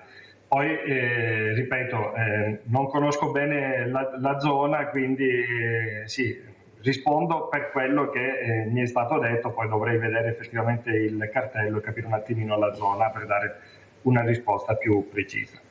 Per quanto riguarda i giovani, sì, sono d'accordo, ci vuole più inclusività, soprattutto credo che siamo in una società dove si guarda troppo al conformismo. Una volta in una discussione come questa mi è rimasta impressa una frase che un interlocutore aveva detto: nasciamo originali e moriamo fotocopie, perché c'è proprio questa paura di manifestarsi ognuno con la propria originalità e la società invece tende a conformarci tutti. E questo è un altro problema che limita la creatività, come diceva lei, anche dei giovani. Quindi sicuramente dobbiamo essere più inclusivi, ma naturalmente il tutto deve accadere in un ambito circoscritto, nel senso ci devono essere delle regole, perché altrimenti poi si rischia di andare fuori. Esattamente. Dottor Leoni, come commenta? Prego. Commento che Mirella ha agli ospiti due rappresentanti delle istituzioni, un direttore del Dipartimento Chirurgico e un comandante dei Vigili Urbani. Quindi la problematica è alla fine l'omogeneità dei comportamenti, cioè il passaggio delle consegne e il rispetto di quelle che sono le regole, che devono essere la base poi del comportamento anche di tutti coloro che sono sottoposti e che vogliono fare questo tipo di attività. Poi la creatività va bene ovviamente perché i giovani sono i portatori delle novità quando hanno imparato però le regole fondamentali e dopo possono avere anche delle possibilità di propositive personali su certi argomenti, però prima si imparano le regole e si impara ad applicarle e poi si può anche dare un proprio contributo in ambedue i termini. Ma mi scusi, dottor Leone, le sembra che a livello nazionale la politica in particolare stia dando degli esempi di regole? Le sembra che quello che stanno vivendo questi ragazzi, che non avranno mai la fortuna che abbiamo avuto noi, di vedere un ambiente che noi abbiamo visto le margherite grandi così, le farfalle grandi così, loro cosa vedono? Vedono le bombe, vedono una guerra che noi, anche ieri si parlava con degli ospiti, mai e poi mai avremmo mai pensato di vedere ancora delle guerre così vicino a casa, che avrebbe mai immaginato. Siamo stati in democrazia tanti di quegli anni, abbiamo vissuto talmente bene. Che cosa riescono a vedere questi ragazzi? Io vorrei sentire anche comandante Malamazzi, ma chi è che deve mettere le regole, comandante? Le regole le metti da bambino, la piantina deve crescere sana da bambino. Abbiamo portato l'esempio di prima, ma come fai a vedere tua figlia che esce in quelle condizioni? Perché veramente non si può dire che hai il fidanzatino a 13, a 12 anni, perché questo è il messaggio che stiamo sentendo. Cioè ci sono delle regole anche che la famiglia deve dare finché sei piccolo, farti crescere nella maniera giusta, farti cercare di capire qual è la tua creatività, aiutarti a capirla, ma se io non ho la famiglia e non ho la scuola, perché dopo dove lo trovo? Chi è che mi deve dare le regole, comandante? Poi arrivate voi, allora voi date le regole, e sono regole severe, che molti non accettano. Ecco, io ho parlato proprio l'altro giorno, comandante, con un ragazzo e mi ha detto: Mirella, avevo fame, ho sbagliato, è vero, ma sto pagando salamente quello che ho sbagliato e l'etichetta che mi hanno messo è un'etichetta che farò fatica a togliermi. Sono uno spacciatore, ma ti posso assicurare che avevo tanta fame, è vero, ho sbagliato, ma ho trovato il nemico dietro l'angolo che mi ha dato quello che io non sarei riuscito ad avere. Cioè, vogliamo capire che forse, comandante, dobbiamo tutti quanti cercare di unire le forze per salvare questi ragazzi che non hanno la fortuna di avere la famiglia, la scuola, perché io non devo essere fortunato a avere questo, io devo avere quello che mi spetta di diritto, crescere bene.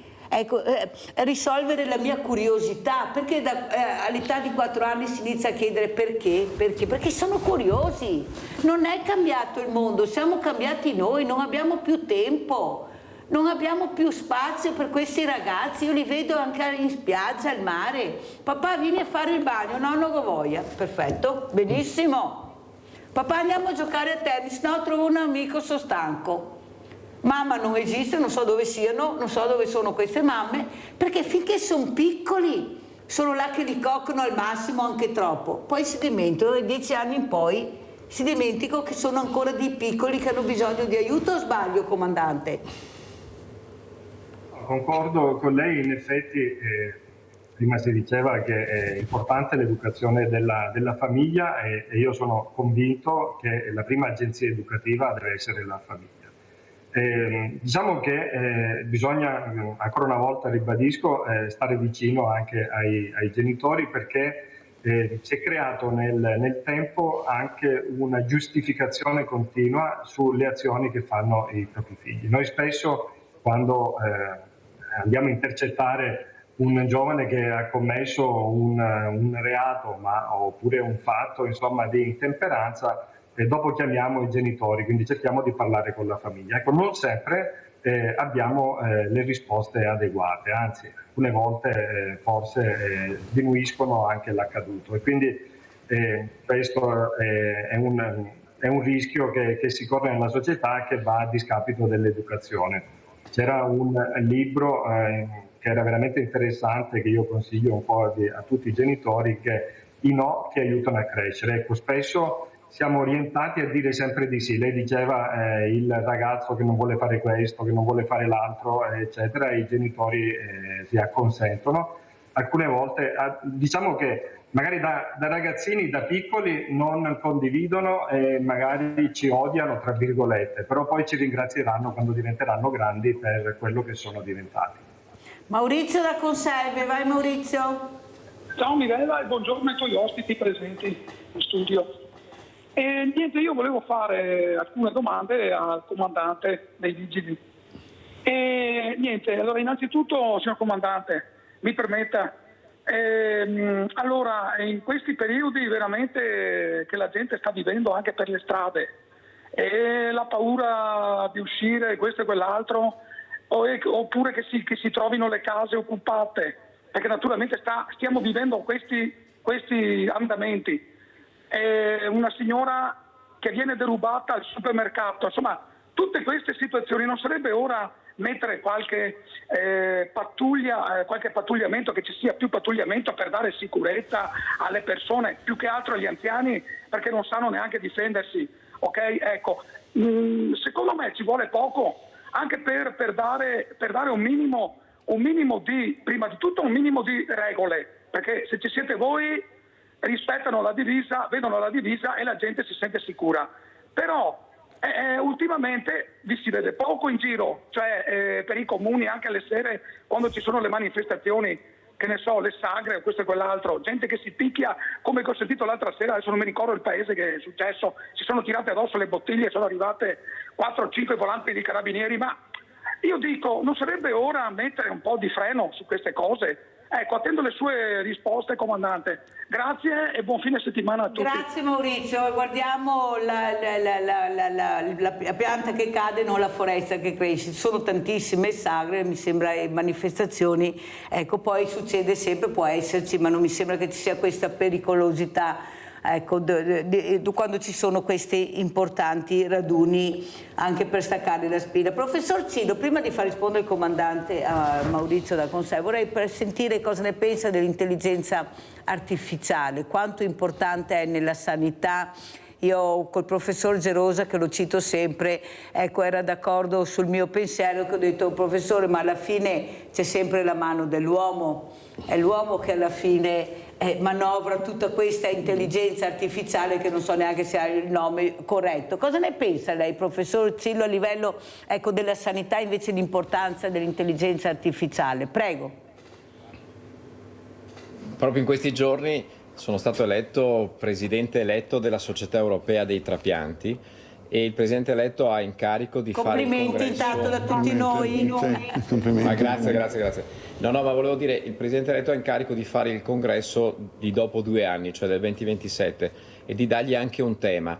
E gli ho dato il tema dell'intelligenza artificiale, perché questo mondo sta andando nella direzione dell'intelligenza artificiale, ma il tema del congresso sarà appunto il bilanciamento tra la componente umana e l'intelligenza artificiale. Cioè noi vogliamo che la nostra comunità, che è la comunità trapiantologica, dei chirurghi del fegato, eccetera, degli altri organi, però crediamo che questo si debba estendere a tutta la società, debba utilizzare l'intelligenza artificiale come uno strumento, non come una entità a sé. E invece mancano, come dire, secondo me, sostanziali azioni da parte del contesto internazionale per governare l'evoluzione dell'intelligenza artificiale.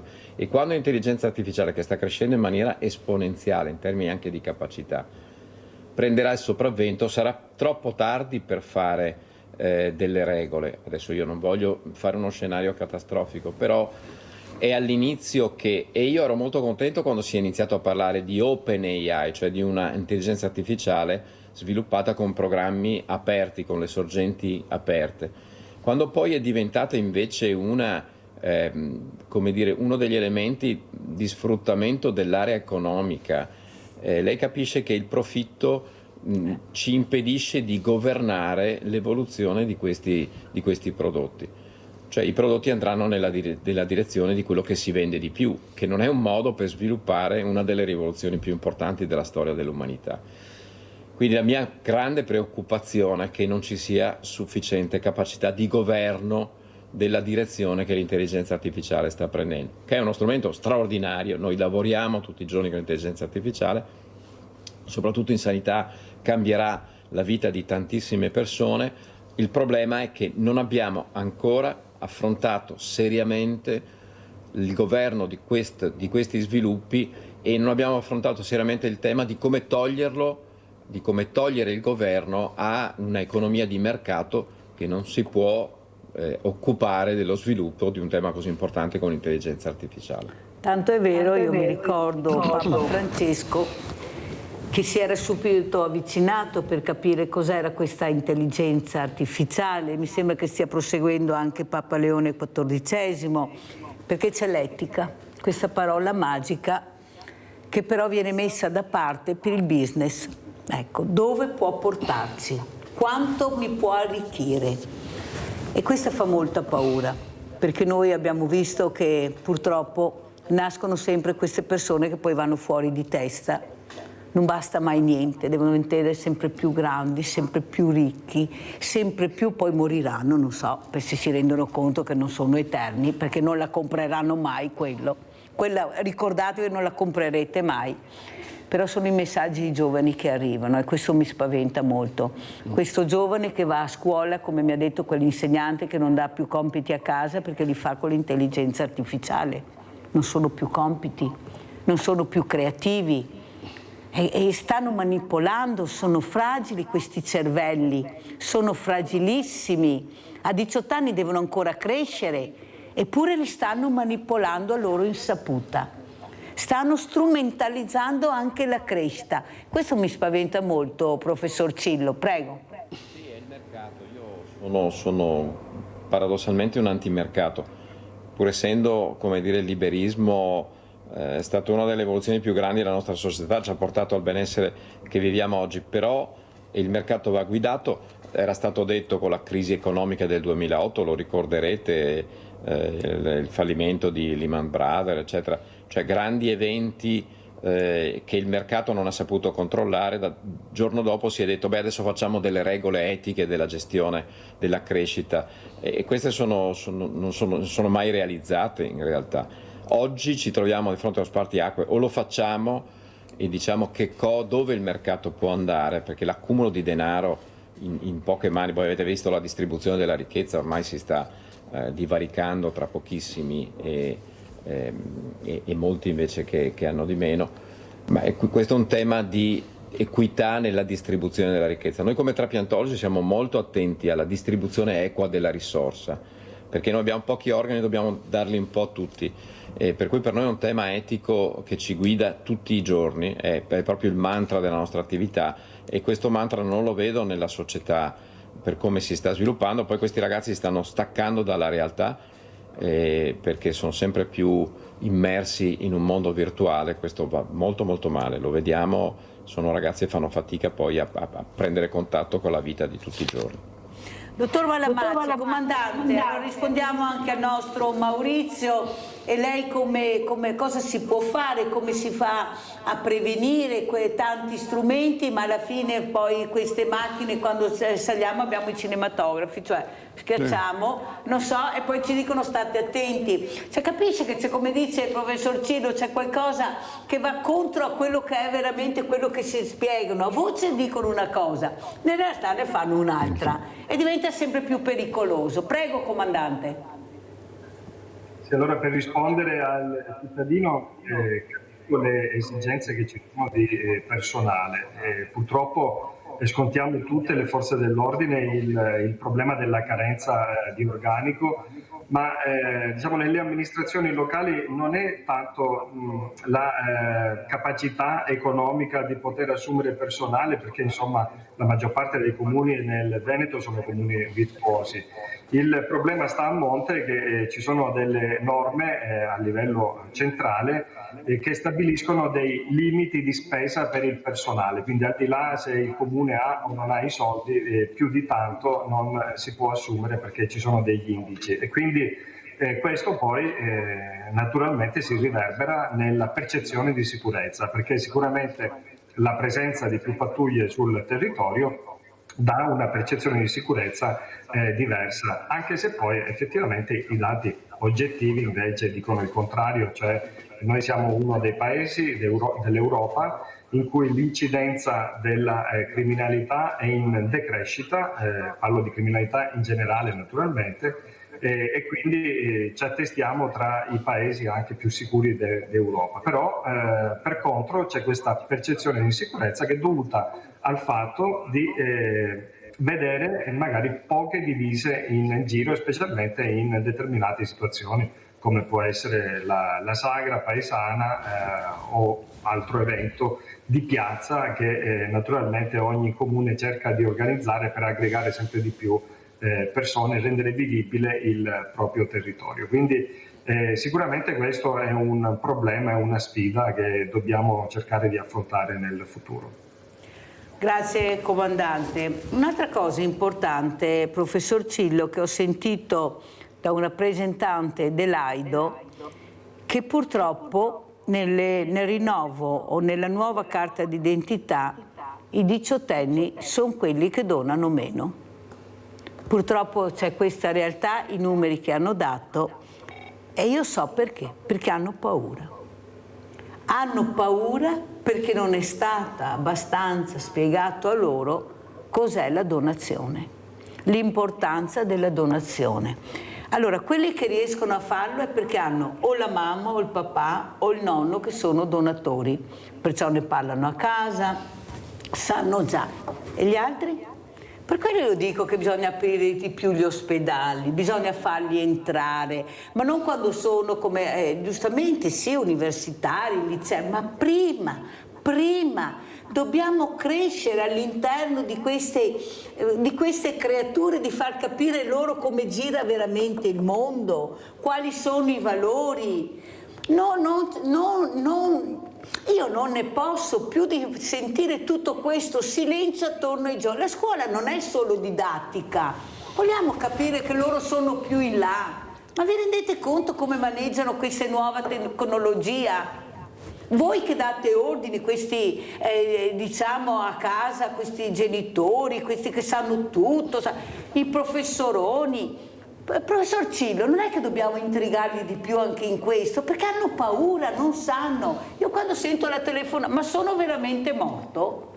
Ma è quello che si chiede anche il ragazzo che non sa, ha paura. Non ha paura di correre, ma ha paura di donare. Professor Cillo, mi aiuti, cosa devo fare per far capire? Sembra che lei queste cose le abbia veramente maturate. Allora guardi, col mio dipartimento, che è il Dipartimento dell'Università di Scienze Chirurgiche, Oncologiche e Gastroenterologiche, abbiamo voluto andare nelle scuole. Quest'anno ci siamo messi e abbiamo fatto un percorso nelle scuole superiori di Padova, perché viviamo a Padova, e abbiamo come dire, valutato, siamo andati dai ragazzi a parlare di donazione di morte cerebrale, un tema che li ha spaventati drammaticamente. All'inizio davvero non sapevano come rispondere e ci siamo resi conto esattamente di quello che diceva lei, che i ragazzi si sono spaventati e nessuno gli ha dato la minima indicazione su che cosa sia il concetto di morte, che differenza ci sia tra l'arresto del cuore, l'arresto delle funzioni cerebrali e la morte cerebrale. Cioè davvero c'è tanto bisogno di stare vicino ai ragazzi, di spiegare loro le cose. Poi nel momento in cui hanno compreso, hanno cominciato a prendere confidenza, sono partite le domande, sono partiti gli elementi di interesse, questi ragazzi hanno voglia di sapere, hanno voglia di essere ingaggiati. Quindi è nostro compito e l'abbiamo fatto per quello che abbiamo potuto. Adesso creeremo un formato digitale da far girare a tutte le scuole anche su scala nazionale e speriamo che questo possa essere d'aiuto in questo senso, in questa direzione. La ringrazio anche per il supporto che ha dato alle mie parole, dottor Cillo, perché sarà perché io vivo con loro, io ci parlo, loro si aprono con me, ne ho anche di tanti difficili. Ecco, stiamo cercando di fare dei percorsi assieme e io dico la verità, se fosse per me io abolirei tutti i carceri minorili, me li terrei tutti, ecco, li prenderei tutti se potessi. Mi penso sempre, dottor Leoni, quella gita fantastica che ho fatto, ho portato via 250 persone. Con 2 motonavi siamo andati a vedere e visitare i musei civici, la Fenice, e ho portato via anche questi ragazzi e qualcuno mi ha detto, anche qualche insegnante, lei è una pazza, si prende tutte le responsabilità. Perfetto, ho detto me le prendo tutte, ma datemeli per cortesia. I genitori hanno firmato, sono andati via e vi posso assicurare, ho dato loro il microfono, sono diventati protagonisti, hanno fatto tutto loro. Guardavano i fragili, con una delicatezza che io non vedo in tante figure, perché io gli ho detto guardate che avete la fragilità, mi fido, gestitela voi. È stata una cosa bellissima, ma non sono capita, non vogliono capire, non vogliono accelerare su questo, quello che sto facendo. Mi mettono tutti i paletti, ma a me fa piacere, perché più paletti mi mettono e più cerco di superarli, sono nata così. Ecco, questa passione che ho di aiutare le fragilità, gli ultimi, proprio gli emarginati, perché sono delle persone come si parlava prima.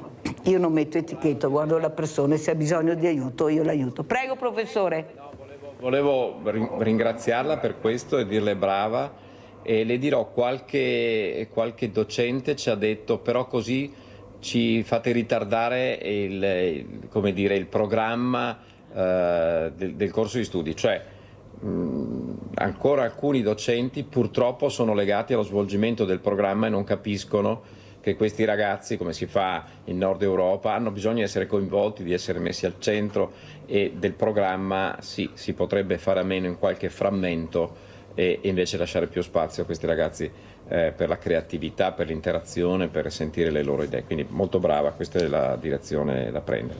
Pensi che alla Fenice, il direttore della Fenice, che è un grande amico della Mirella, il dottor Andrea Erri, una di queste ragazze difficili ha detto collega, guardi cosa le faccio vedere, guardi cosa le faccio ammirare, mi spieghi cosa sta vedendo. Lei l'ha guardato e ha detto: collega, sì, sei una mia collega, dimmi cosa stai guardando. E ha fatto una spiegazione di questo quadro che stava vedendo meraviglioso all'interno della Fenice, e sono rimasti gli accompagnatori con la bocca aperta.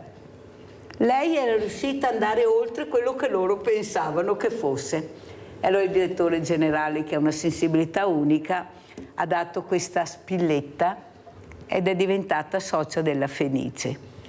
Capite che bisogna capire chi hai di fronte, perché ognuno di loro è un'opera d'arte, però bisogna rompersi le scatole di capirlo, di scendere e capire chi hai di fronte. Dottor Leoni, cosa possiamo fare? Io non ne posso più, cioè mi sembra che ci sia un silenzio assordante, che invece di aiutare cercano di dividere, di incolpare, di rinchiudere. Beh, intanto dobbiamo lavorare sulle affinità elettive che esiste quindi un collegamento tra coloro che alla fine sono uniti in determinati obiettivi.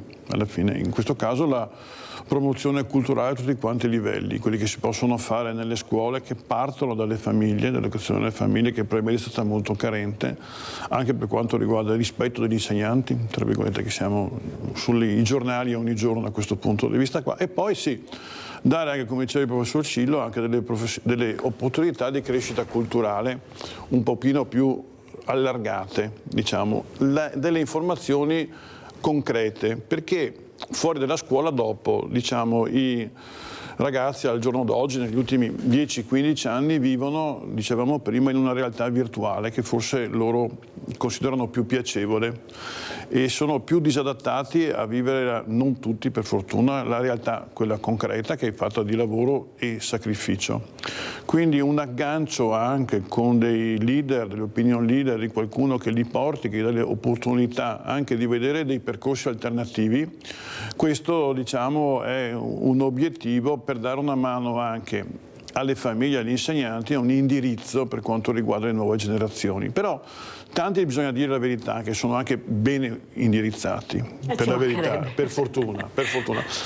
C'è una quota parte che ha avuto una educazione, diciamo, prima attraverso la televisione e poi quella negativa purtroppo, e poi adesso attraverso internet, che sicuramente li ha portati in un indirizzo completamente diverso. A tutti coloro che hanno sbagliato poi e sono finiti magari in carcere, anche magari in età giovanile, bisogna sempre poter costruire un'alternativa, fargli vedere che c'è una possibilità anche in una vita diversa da quella che hanno provato fino a quel momento, perché probabilmente sono stati più sfortunati di tanti altri. Sono d'accordo, sono d'accordissimo a dare un'altra possibilità di recupero di questi ragazzi. Professor Cillo, come ci saluta? La ringrazio veramente di essere stato mio ospite, per me è un onore sempre averla ospite, prego. Ma vi saluto con una speranza per il futuro. Noi siamo contenti di quello che sta facendo alcuna parte della sanità veneta e nazionale, nonostante le poche risorse, e questo dovrebbe essere, come dire, un buon auspicio per tutti. La buona volontà, la motivazione e la squadra di giovani ai quali si dia però autonomia e responsabilità e capacità di esprimere la propria creatività sono fondamentali, e sono queste che fanno la differenza anche nelle situazioni, come dire, organizzative e strutturali più difficili. E quindi con una parola di speranza per il futuro. Poi tutto dipende da noi, quindi mettiamoci a lavorare nella direzione corretta. Soprattutto la nostra generazione non ha fatto benissimo, io credo, e quindi dobbiamo cercare di riparare anche adesso, se è ancora possibile. Con questo vi saluto, perché purtroppo sono chiamato in sala. Grazie professore. E ci sentiamo presto. Grazie, buon lavoro veramente. Buon lavoro. Grazie professor Umberto Cillo, direttore chirurgia del fegato trapianti, azienda sanitaria di Padova, di essere stato con noi. Grazie. E allora adesso andiamo a vedere invece questo taser che è stato dato in dotazione alla polizia di Conegliano, e poi sentiremo cosa ne dice il comandante.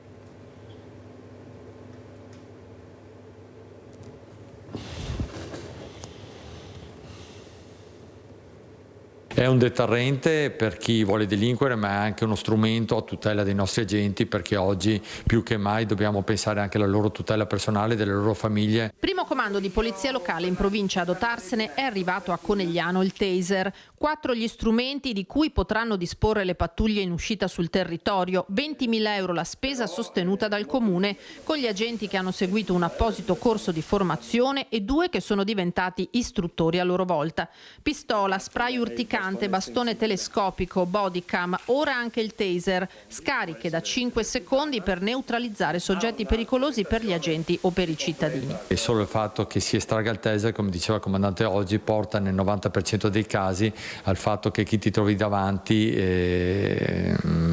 smette di compiere l'azione criminale, e anzi per la paura che venga utilizzato il taser contro di lui si fa ammanettare, si fa portare giustamente in comando. Non è uno storditore elettrico come magari tanti pensano, ma è una pistola a impulsi elettrici, quindi è un'arma che agisce a livello neurologico e va diciamo, a sconnettere il cervello dal comandare i movimenti di una persona, quindi il cervello non comanda più i muscoli, ed ecco, detto proprio in maniera semplice, e quindi ecco che la persona cade per terra ed è più semplice immobilizzarla. Strumenti, nuovo comando in via Maggiore Piovesana, unità cinofila. Negli ultimi 5 anni il Comune ha investito molto in sicurezza e, dice il sindaco, i risultati si vedono.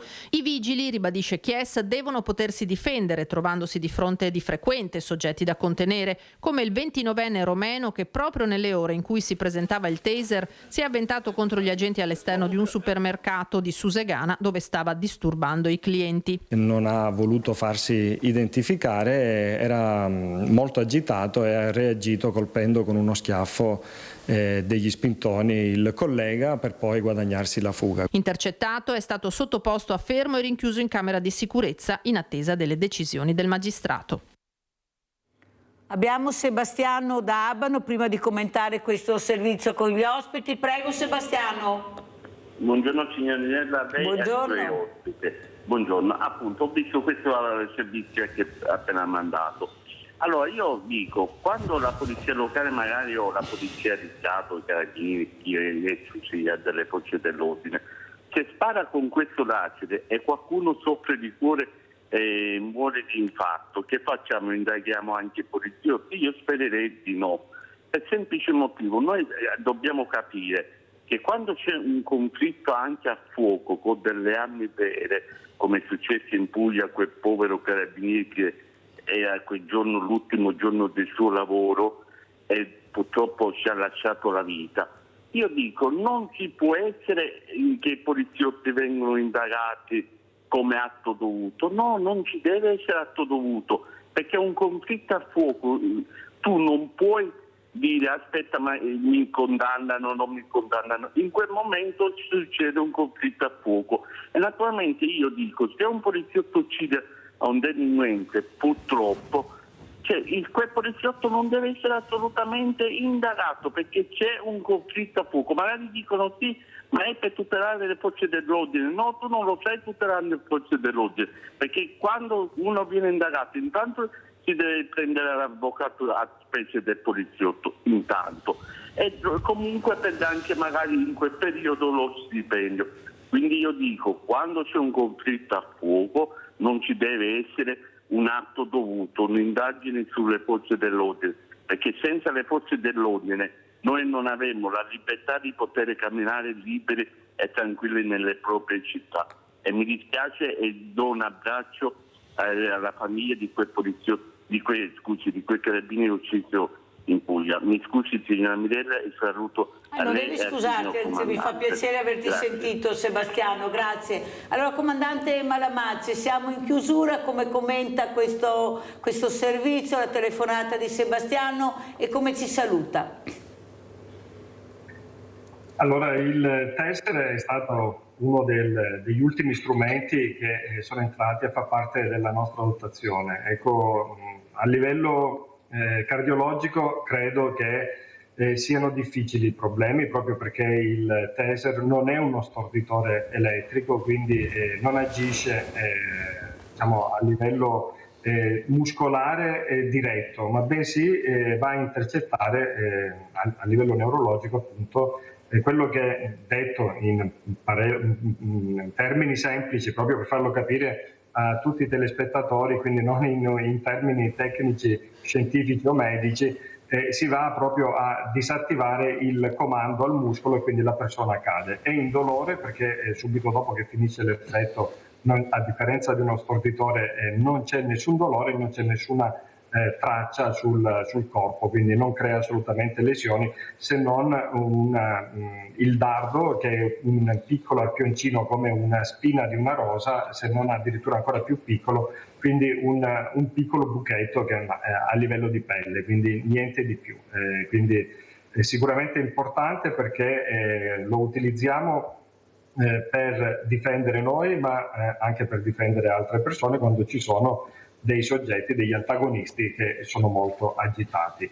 Ma sono quei casi in cui magari si potrebbe anche utilizzare l'arma da fuoco, però sappiamo che l'arma da fuoco crea poi delle problematiche e soprattutto i danni che può avere la persona, quindi l'antagonista, possono essere irreversibili, e quindi ben vengano strumentazioni del genere che tutelano sia le forze dell'ordine ma allo stesso tempo anche non creano danni particolari ai soggetti. Quindi non c'è naturalmente da aver paura, poi l'incidente può sempre capitare. Nella maggior parte dei casi non è avvenuto per arresto cardiaco la morte della persona, ma bensì a seguito di una caduta, e quindi magari vanno a sbattere con la testa su un oggetto appuntito oppure cadono nel vuoto, e quindi bisogna stare attenti, ecco, quando si utilizza il luogo in cui si utilizza o comunque la posizione della persona. Dottor Comandante Malamazzi, prima di chiudere ci spieghi anche le nuove regole con il nuovo codice della strada che è entrato in vigore,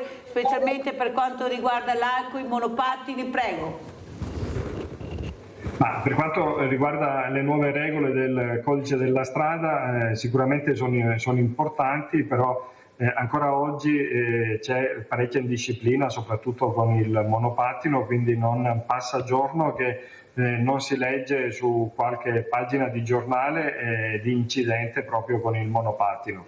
Ne abbiamo avuto proprio l'ultimo, è successo a noi proprio ieri, quindi sicuramente ancora bisogna crescere nella cultura di questi mezzi di mobilità alternativa a quello che è il veicolo. Sono sicuramente utili, soprattutto per la riduzione del traffico e dell'inquinamento, però c'è ancora da lavorare sia nella consapevolezza dell'utilizzo da parte degli utenti, ma anche per quanto riguarda la realizzazione delle infrastrutture adeguate per poter poi correre in sicurezza. Molto chiaro, grazie Comandante, veramente grazie, la ringrazio di essere stato con noi, però io voglio capire le regole, ecco, come si gira col monopattino, cosa bisogna avere per essere in regola? Allora, innanzitutto bisogna indossare il casco, che diventa anche un sistema di protezione, perché se si va a sbattere contro un altro veicolo oppure accidentalmente si cade e si sbatte con la testa, insomma si possono avere lesioni gravi, se non addirittura la morte. Quindi il casco, ripeto, è un presidio di tutela per la persona che lo utilizza, quindi non deve essere uno spauracchio perché poi magari la polizia che ti ferma ti fa la multa. Quindi bisogna entrare in questa mentalità che è un qualcosa che tutela noi stessi. Poi indirettamente naturalmente influisce anche su quello che è la spesa della sanità pubblica, perché curare una persona su un incidente naturalmente si riflette poi su tutta la comunità. Naturalmente bisogna utilizzare le piste ciclabili, quindi non bisogna correre sui marciapiedi, e se si va sulla strada naturalmente bisogna percorrere quelle che sono le strade locali e si è alla stregua di una bicicletta, quindi bisogna avere i fanali, specialmente nelle ore notturne, quando la visibilità è più scarsa, perché si è talmente piccoli, quindi correndo poi la velocità riduce ancora di più le dimensioni all'occhio della persona, per cui più dispositivi di visibilità abbiamo e meglio è. Quindi Le regole principali io direi che sono queste, poi arriveranno anche le altre con i decreti attuativi, quindi l'obbligo di assicurazione, l'obbligo di targare questi veicoli e quant'altro, però al momento siamo fermi proprio perché mancano i decreti La attuativi. ringrazio comandante, perché era molto importante anche capire, perché abbiamo già problemi con le piste ciclabili, con le biciclette che corrono fuori delle piste ciclabili, ma non riusciamo veramente a capire come idea. A livello culturale dobbiamo crescere molto, fatto di sicurezza, basta vedere anche delle maniche nelle macchine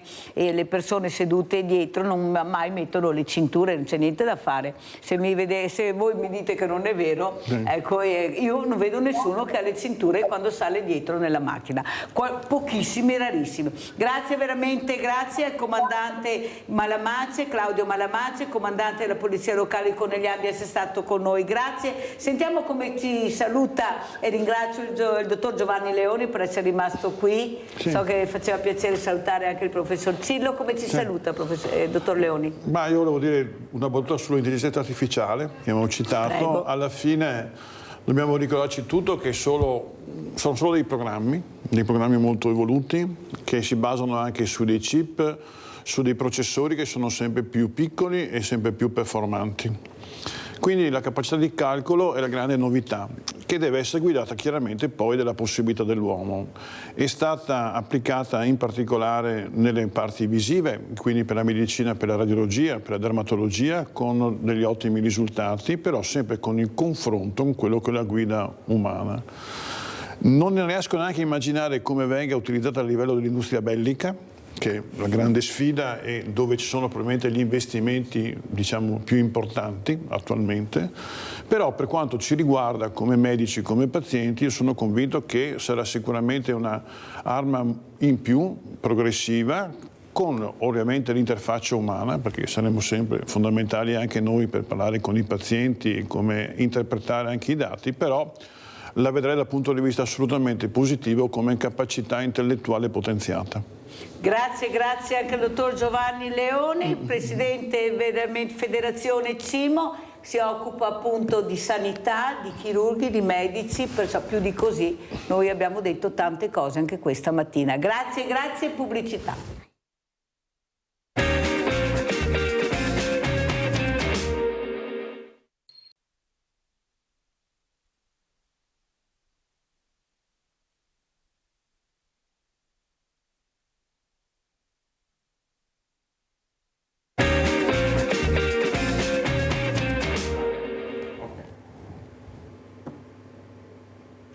E vediamo questa locandina dal 10 al 13 luglio al Parco del Sile, meraviglioso, questi 4 giorni che faranno capire l'importanza delle associazioni.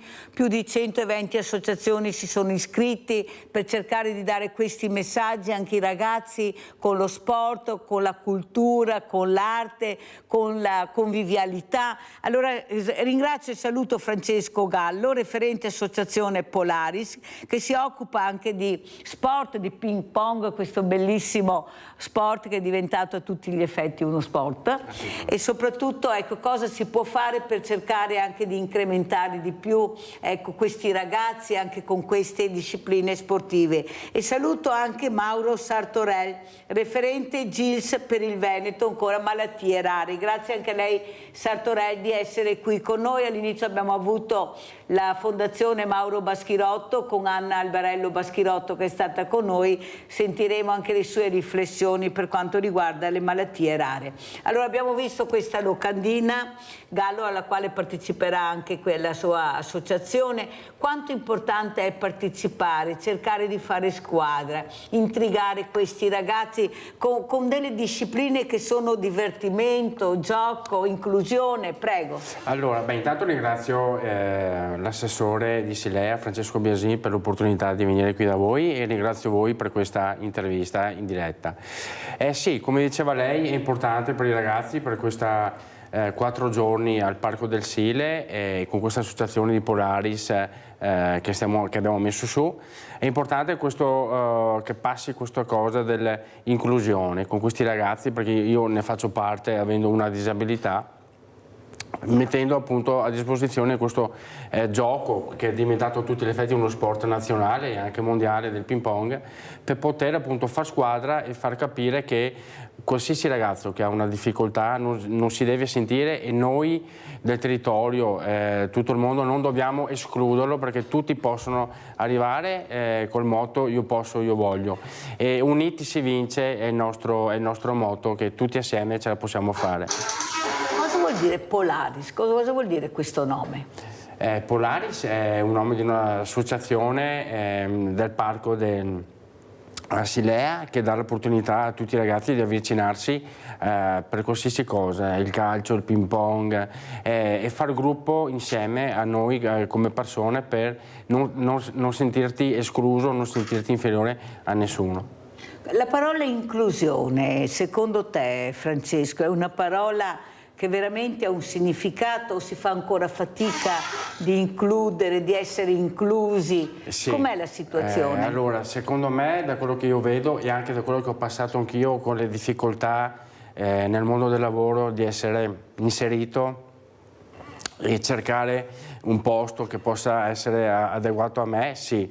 Purtroppo sento e vedo in giro ancora tanta discriminazione, tanta diffidenza nelle persone che hanno una difficoltà fisica, o chi poretti per loro anche mentale, e dobbiamo vogliamo battere questo muro, e io credo che con lo sport, che è una cosa bellissima, possiamo far sentire le persone realizzate, a suo agio e felici nonostante le difficoltà.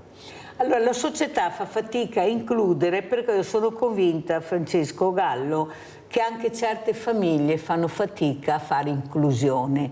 Vedono questi ragazzi ancora come dei ragazzi da tenere come nascosti, perché ce ne sono ancora. E quelli che pagano le conseguenze sono queste creature che da soli non possono difendersi, e noi non possiamo andarli a prendere, non li possiamo far divertire. Perché c'è ancora questa ottusità nel capire invece che hai una persona che ha anche della creatività che tu non puoi neppure immaginare? Sì, purtroppo io vedo anche che ci sono poche strutture adeguate a norma per far sentire a suo agio e per poter mettere a disposizione tutti i mezzi perché la persona con queste problematiche, dalla più piccola alla più grossa, possa avere tutti i suoi spazi.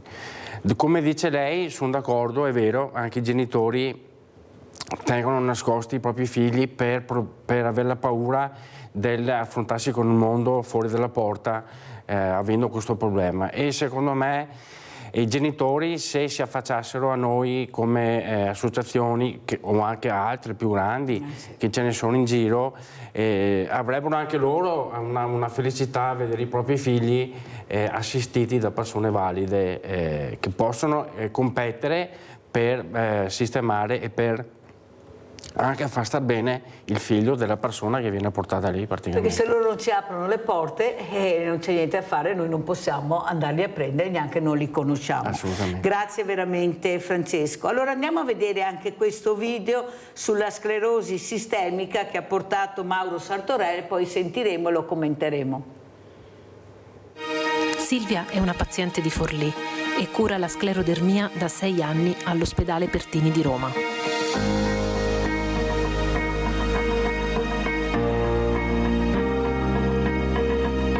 Partito tutto da un dito in cui mi si era creato un'ulcera. In seguito è venuto fuori il fenomeno di Raynaud, è risultato che c'era una malattia. La sclerosi sistemica è una malattia rara, autoimmune sistemica del connettivo, che vede nella vasculopatia una manifestazione precoce molto importante.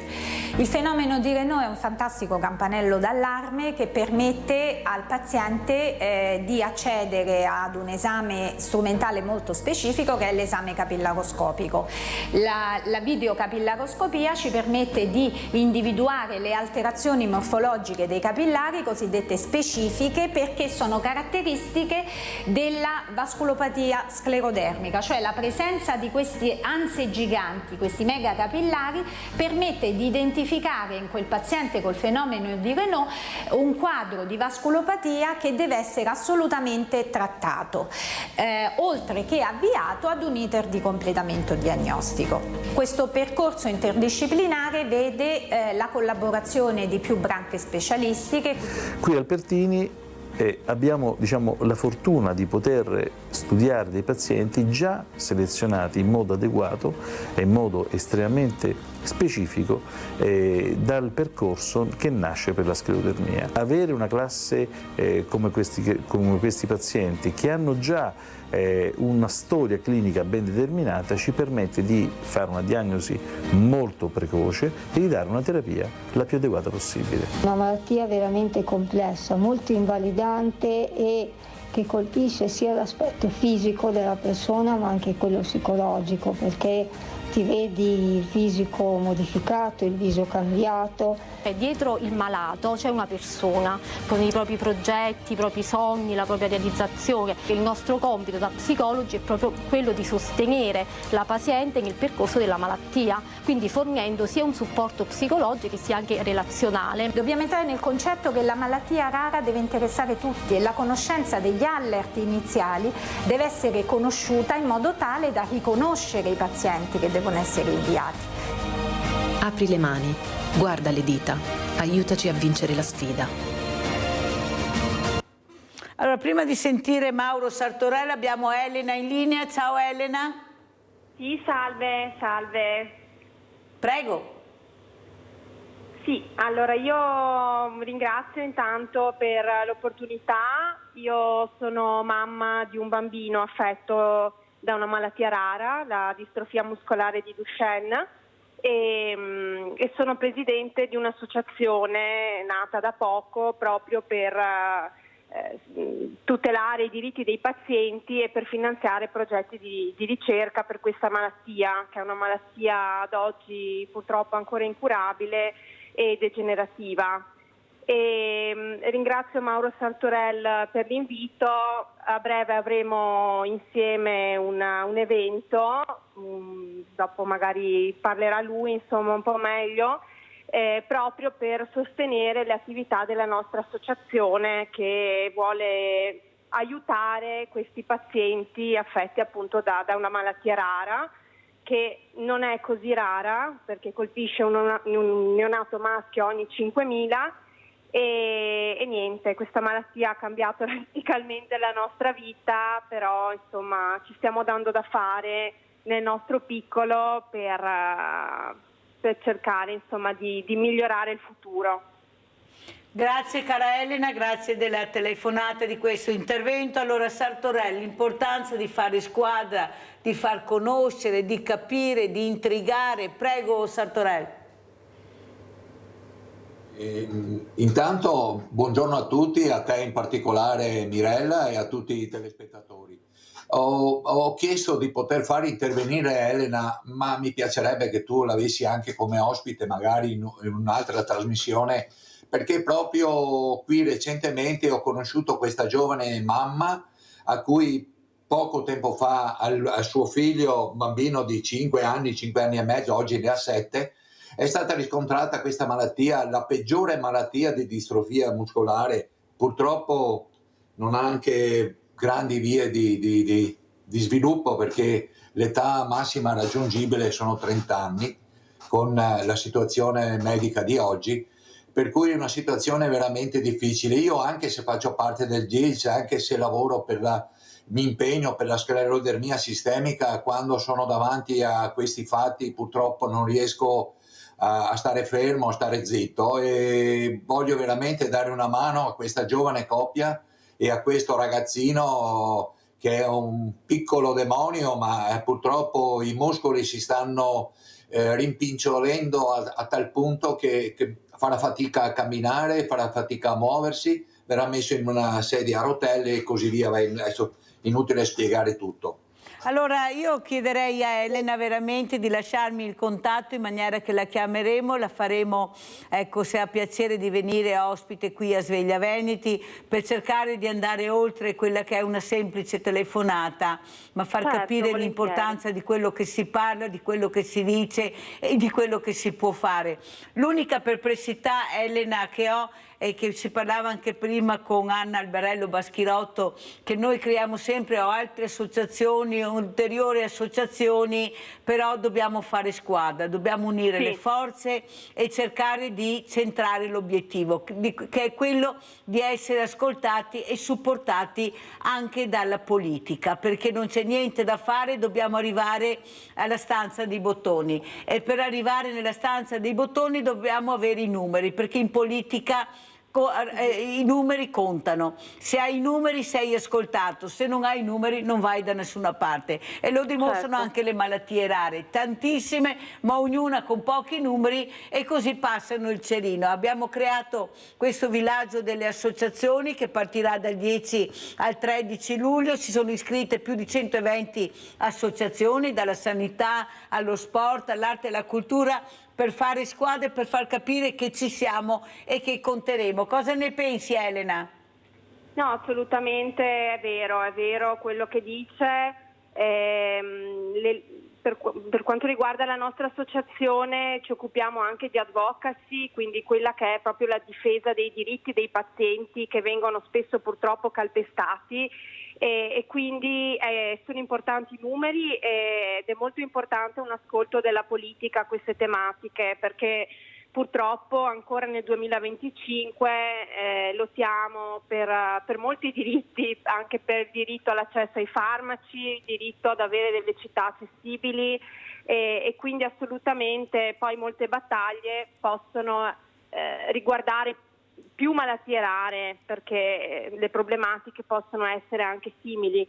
Quindi sì, credo sia importante come associazioni fare rete, ecco, sì, assolutamente. Perciò io vi manderò a Sartorel tutti i riferimenti, se avrà piacere di partecipare, ecco, a questo grande villaggio delle associazioni, dove diventerà un punto di riferimento per le persone che hanno bisogno. Ecco, ognuno farà i propri turni per dare risposte, per far capire che noi ci siamo e ci saremo. Grazie Elena, lascia, mi raccomando, i tuoi numeri, i tuoi recapiti. Allora, quello che vorrei capire, Sartorel, è l'importanza veramente anche della ricerca, però questa ricerca che, a quanto abbiamo sentito, ancora tagli su tagli invece di investimenti. Come vedi la situazione, Sartorel? Ma Mirella, io grazie al GIS nel passato ho avuto rapporti sia col Parlamento italiano, con il Senato, onorevoli ministri, chi più ne ha più ne metta, però si parla tanto e si fa poco. Sul tuo suggerimento, alcuni mesi fa sono stato tuo ospite e c'era il problema dei medici di base, no? A proposito di ricerca, eccetera. Ho provato a contattare la regione, ma la risposta è stata: tanto noi tra un paio di mesi non ci saremo più perché ci sono le nuove votazioni, è inutile che ne parliamo. E intanto passano i mesi, passano gli anni. Sì. Noi come GIS, tanto per darti un esempio, sono andato a vedere le carte proprio questa mattina. Solo nel 2024 abbiamo speso quasi 160.000 euro in ricerche, concorsi a premi, premiamo medici, premiamo chi ci dà della documentazione. Come associazione cerchiamo quindi di essere presenti nella ricerca, però hai ragione tu, c'è la frammentazione. Purtroppo siamo decine, se non centinaia. Basti guardare il numero delle malattie rare. Al giorno d'oggi, con l'evoluzione della medicina, stiamo toccando le 10.000 malattie rare. Quindi se ogni malattia ha un paio di associazioni, immaginiamoci che numeri enormi di persone che si muovono, e anche, tra virgolette, di danni che ci facciamo tra di noi. Perché non ci uniamo? Ma perché devono esserci 8 associazioni che seguono, in questo caso, la sclerodermia? Facciamo una unica, allora siamo forti, abbiamo maggiore incisività nel mondo della medicina, nel mondo farmaceutico, nel mondo politico e così via. Purtroppo ognuno vuole la sua bandiera e questi sono i risultati. E servirà proprio il villaggio a fare questo. Facciamo vedere anche a Mauro Sartorel, che abbiamo salutato, anche Elena, questa locandina, ecco questo spot che verrà trasmesso nei nostri canali, proprio per far capire l'importanza di unire le forze, di capire che i numeri li abbiamo per farci ascoltare, però dobbiamo essere uniti. Allora vediamo la locandina, ecco qua la locandina del villaggio delle associazioni che farò recapitare anche a Mauro Sartorel, così sarà anche lui presente in questo villaggio dove veramente ci faremo delle domande ma daremo anche delle risposte. Allora cosa ne pensi, Francesco? Beh, di questi 4 giorni siamo contenti, penso che sia anche per la città di Treviso, i comuni limitrofi, un'opportunità per vedere cosa le associazioni sportive riescono a fare con i ragazzi e cosa riusciamo a mettere noi in pratica. E deve essere un monito per tutta quanta la città, per tutti gli enti, prendere spunto secondo me da queste associazioni e averne sempre di più sarebbe una grande cosa, perché io credo che dall'associazione sportiva dei ragazzi in carrozzina, dal ping pong, dal villaggio che c'è appunto al parco dei Moreri e in altri parchi faccia solo che del bene e siano cose pulite, pure, che in questo mondo purtroppo fuori di casa nostra sempre peggio ne abbiamo bisogno. Senti Francesco, perché il ping pong? Come mai ti sei avvicinato a questo gioco che era un gioco e poi è diventato una disciplina? Quando è scattato questo click che ha detto questo è il mio gioco? Brava Mirella, perché io comunque da quando avevo 6 anni, come si faceva nelle case anni fa, il papà e la mamma regalavano qualcosa per il bambino per non farlo andare in strada e così è nata, dove sono nato io 40 anni fa, questo ping pong che mi hanno regalato e si passava il tempo, finite le scuole, i 3 mesi di vacanza, si giocava con i vicini di casa e si stava ore e ore con questa racchetta, con questo tavolo all'aperto a fare i piccoli tornei nelle vie. Poi da lì ho visto... Si faceva più unione di adesso una volta. Sì, molto Mirella, hai detto la cosa giustissima, c'era più unità di intenti, c'era più fratellanza, volersi bene, aiutarsi, giocare ore e ore e ore, e anche il vicino stesso dove eri nato tu, che anche se andava al papà lavorava, ti tenevano con loro perché comunque sapevi dove era il tuo figlio, no? Invece adesso ci sono tantissime problematiche. E da lì è nato questo sport che mi è piaciuto. Poi purtroppo nel 2015 una gravissima malattia al midollo che mi ha colpito mi ha reso invalido dell'80%, in cui però nonostante ciò, con la forza mia di volontà, con mia moglie che mi è stata vicina e mi ha dato una forza, da lì non mi sono abbattuto e ho continuato con questo sport che secondo me è bellissimo e mi sono iscritto a una società paralimpica di cui nel 2019 sono arrivato al 3° posto a Udine di un campionato importante e l'ho sempre portato dentro di me. E adesso in questa associazione di Polaris mi viene proprio spontaneo vedere i ragazzi con delle difficoltà e insegnarli, avvicinarli al tavolo per fare unione, per far capire che con questo sport possiamo farli rendere felici quell'oretta, oretta e mezza e dargli anche a loro una piccola speranza che tutti possono praticare oltretutto. Tutti lo possono fare e di arrivare anche di più del 3° posto mio, infatti sarà questo monito da noi a settembre, cercare di mettere su una squadra paraolimpica con l'associazione Polaris per dare una possibilità ai ragazzi con queste difficoltà di avere un sogno e questo sogno portarlo insieme allo sport. Abbiamo un'altra Elena da Vedelago, vai Elena. Ecco, allora intanto buongiorno. Buongiorno. Perché la seguo tantissime volte. Dunque io abito in piazza Cavour 34. Abbiamo l'acqua, siccome che in questi giorni tutti dicono adoperare poca perché giustamente con questo caldo insomma l'acqua fa bisogno a tutti. Noi abbiamo il tubo che dalla strada ci porta l'acqua in casa, che ha una perdita da 2 mesi. Se vede l'acqua che va fuori da questa perdita, Allora chiamato Elena, abbiamo tutti. avuto proprio ieri il presidente di Piave Servizi, il quale ha detto chiaramente di chiamarlo, perché loro addirittura hanno fatto un contratto per vedere dove ci sono le perdite, perciò chiama assolutamente prima il comune e vedere da chi dipende e dopo Piave Servizi. Elena, lo devi assolutamente. Abbiamo già chiamato 5 volte quelli di servizio delle acque e ci dicono che lo sanno che c'è questa perdita. Ma hai chiamato Piave Servizi?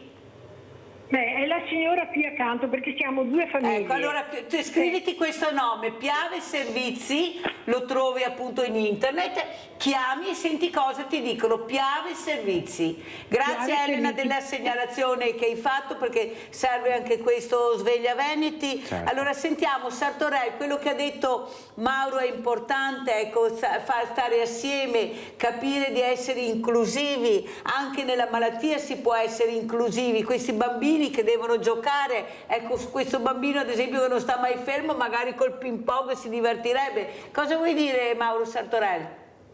Beh, devo tornare indietro con la mia mente a molti anni fa, purtroppo la mia barba bianca mi porta ad avere una certa età, che noi bambini eravamo abituati a condividere tutto. Andavamo a casa di chi aveva il televisore, andavamo a mangiare il pane con lo zucchero spalmato sopra a casa di un altro e si stava assieme. Oggi abbiamo talmente abituato i nostri figli a tenerli in casa, dargli di tutto. Provate a mettere un bambino che non ha nulla con un bambino che ha tutto. Il bambino che ha tutto dirà no è mio, no è mio. Non sono abituati a condividere e grazie a queste attività come quella del tuo ospite, Mauro si chiama anche lui mi sembra. Francesco. Ah, Francesco, scusa, Francesco. Ecco, grazie a questo, grazie al fatto di anche tu Mirella, soprattutto questa TV che mette a disposizione ore e ore e ore di confronto, di dialogo, di analisi, ecco, cominciamo a condividere i problemi. Io farò di tutto per esserci, lì da te, dal 10 al 13, ecco, perché poi domenica 13 è una cerimonia importante, il 15 è un grosso evento per la distrofia muscolare di Duchenne, quindi sono anch'io preso abbastanza, ma vedrai che senz'altro un giorno o due vengo senz'altro e volentieri a vedere, a capire, a parlare, a confrontarmi. Quindi grazie veramente di cuore a Francesco, a tutte le associazioni, a te Mirella che fai un po' da collante di tutte queste attività e purtroppo noi genitori non abbiamo abituato i nostri figli a condividere. Noi, se mi permetti, in un certo senso, parlo per me ovviamente, io mi sento un elefante e per paura che anche i miei figli, i miei nipoti diventassero tali, li ho talmente, come posso dire, difesi, che ho formato dei cristalli delicatissimi e quindi facciamo fatica noi che siamo degli elefanti a muoverci in questa società, dobbiamo stare anche attenti a questo e questa fragilità l'abbiamo costruita noi. Oggi noi abbiamo dei ragazzi, dei giovani, come dicevi tu prima, un'oretta fa, che hanno una creatività, che hanno delle capacità enormi, ma sono fragili, Mirella. E per cui, cosa vuoi? Si sta un attimo a rompere il meccanismo. E proprio grazie a questa inclusione, a questa mettere insieme, ecco, molto probabilmente riusciamo un po' a togliere questa fragilità ai giovani di oggi. Sono perfettamente d'accordo e l'importanza è capire di fare squadra, se lo dico sia a Francesco che a Mauro, perché noi stiamo facendo il loro gioco rimanendo divisi. Noi non dobbiamo pensare che il più forte è quello che ha il campanile più alto. No, noi dobbiamo veramente unire le forze e cercare di centrare l'obiettivo, quello di essere visibili. Non è possibile che noi del mondo del volontariato dobbiamo girare col commercialista, ecco, pagare per fare i volontari, dopo tutto che abbiamo fatto, che abbiamo aiutato anche la politica nel momento della pandemia, gli amministratori amministratori che quando non hanno niente chiamano il volontariato che arriva subito a costo zero. Capite che veramente dobbiamo capire che invece noi dobbiamo dire la nostra. Francesco, scusa, vai. Volevo dire due cose al volo al signor Mauro, che questo progetto che noi abbiamo deve passare l'inclusione, ma anche, appunto, che adesso si parlava di ragazzi, l'inclusione è anche il punto 2. Noi stiamo lavorando per dare una possibilità anche ai ragazzi di scuola, toglierli dalle strade, toglierli dalle baby gang, perché secondo noi l'inclusione è anche avvicinare il ragazzo dopo la scuola, delle medie, delle elementari, delle superiori, invece che si perda in cose che non sono utili, che venga nel tavolo da ping pong, che venga nelle nostre associazioni, che venga a iscriversi 2 orette dopo scuola. Se non viene andarli a prendere, perché magari, non tutti arrivano. Magari con l'aiuto dei genitori far capire che secondo noi lo sport, anche per il ragazzo normodotato che ha fatto la scuola e che finisce il pomeriggio dalle 6 alle 8, c'è questa possibilità di far squadra, di mettere su una squadra per loro, giocare in modo da eliminare, esternare tutte le cose che non sono utili. Secondo noi l'inclusione anche quella c'è, non solo purtroppo con i ragazzi problematici, ma anche con chi a scuola non ha tempo e non ha voglia, si perde in cose strane, brutte, che non abbiamo bisogno e che non fanno bene ai ragazzi di Come adesso. li vedi questi ragazzi che arrivano in questa associazione? Come li vedi tu questi ragazzi? Beh, guarda, i ragazzi, io mi biasimo anch'io come ero quando appena è successo la malattia. Beh, ovvio, li vedi con gli occhi che ti chiedono un aiuto, e però quando si sentono in questi parchi, tipo al parco di Silea, li vedi felici, perché comunque si sentono a suo agio, si sentono amati, si sentono protetti, e anche questa cosa che io sto vedendo, infatti ringrazio tantissimo la comunità di Bambù di Spresiano, con Max Cavalin, l'Anna, la Giovanna Fornager di Nazareth, che ci portano i ragazzi al ping pong il sabato mattina. È una cosa meravigliosa, dedicarli a loro un'oretta e mezza, farli sentire uguali tutti, farli sentire anche e soprattutto amati da noi, che anche se c'è il momento di difficoltà a giocare al ping pong lo possono passare, sentirsi bene, e li vedo felici, vedo anche gli occhi. Sabato abbiamo fatto una bellissima manifestazione a Spresiano col taglio del nastro con Marco Della Pietra, e è stato bellissimo vedere i genitori che hanno portato questi ragazzi a questa festa, vederli felici perché vedono che il loro ragazzo con questi problemi si sente amato da noi e si sente coinvolto. Questa per me è la più grande soddisfazione negli occhi dei ragazzi stessi e nei genitori, vedere che i propri figli con noi stanno bene. E soprattutto c'è un problema di obesità, mi dicono sempre i pediatri di parlarne, abbiamo bisogno che questi ragazzi si muovano, non si muovono più, purtroppo. Sono lenti, sono goffi, non hanno manualità, ecco, anche questo serve lo sport. Dici una cosa giustissima, il problema dell'obesità e anche altri problemi, vedo i ragazzi che finite la scuola il loro problema è andare a casa, mettersi sul divano col telefonino, rinchiudersi in 4 muri di casa, tra play, tra giocare al computer, tra il telefono in mano, con YouTube, TikTok. Noi ai nostri anni, come ha detto prima il signor Mauro, c'era molta più fratellanza, si giocava all'aperto, si stava tutti insieme e non c'era il telefonino, non c'erano questi problemi. Io credo che uno dei problemi tuttora dei ragazzi che sta... I social? I social, sì. Purtroppo. Sì. Allora sentiamo anche come ci saluta Mauro Sartorel, cosa vuoi dire, ecco come rispondi a quello che ha detto Francesco Gallo. Prego Mauro.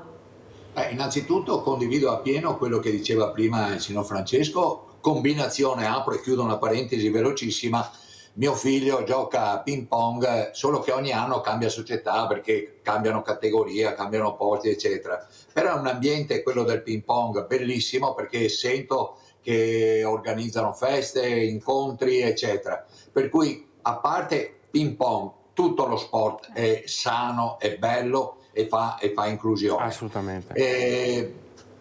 Il saluto e ringraziarti ancora Mirella per la tua generosità nell'ospitare argomenti di tutti i tipi.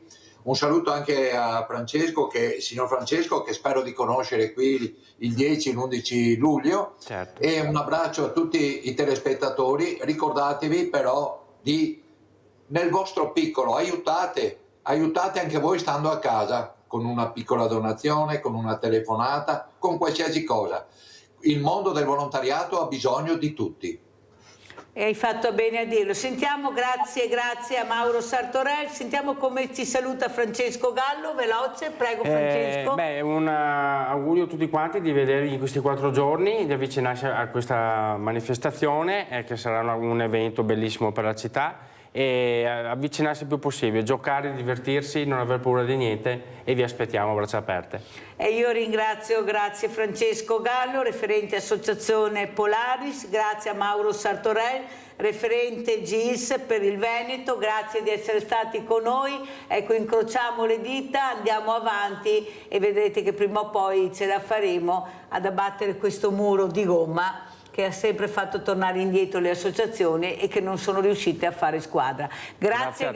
Adesso andiamo a pranzo con la proposta di Mirella.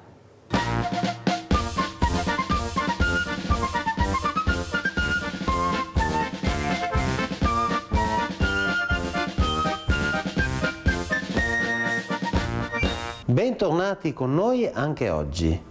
Oggi abbiamo il piacere di presentarvi degli scampi preparati con della salvia e della pancetta. Gli ingredienti di questo piatto sono degli scampi di misura medio-grande, della pancetta affumicata, della salvia e come decorazione useremo un po' di rucola e un po' di insalata.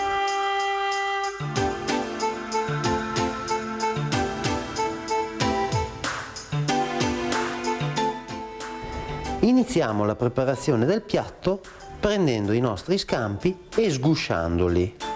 Per sgusciarli useremo una forbice con cui praticheremo un'incisione sulla pancia dello scampo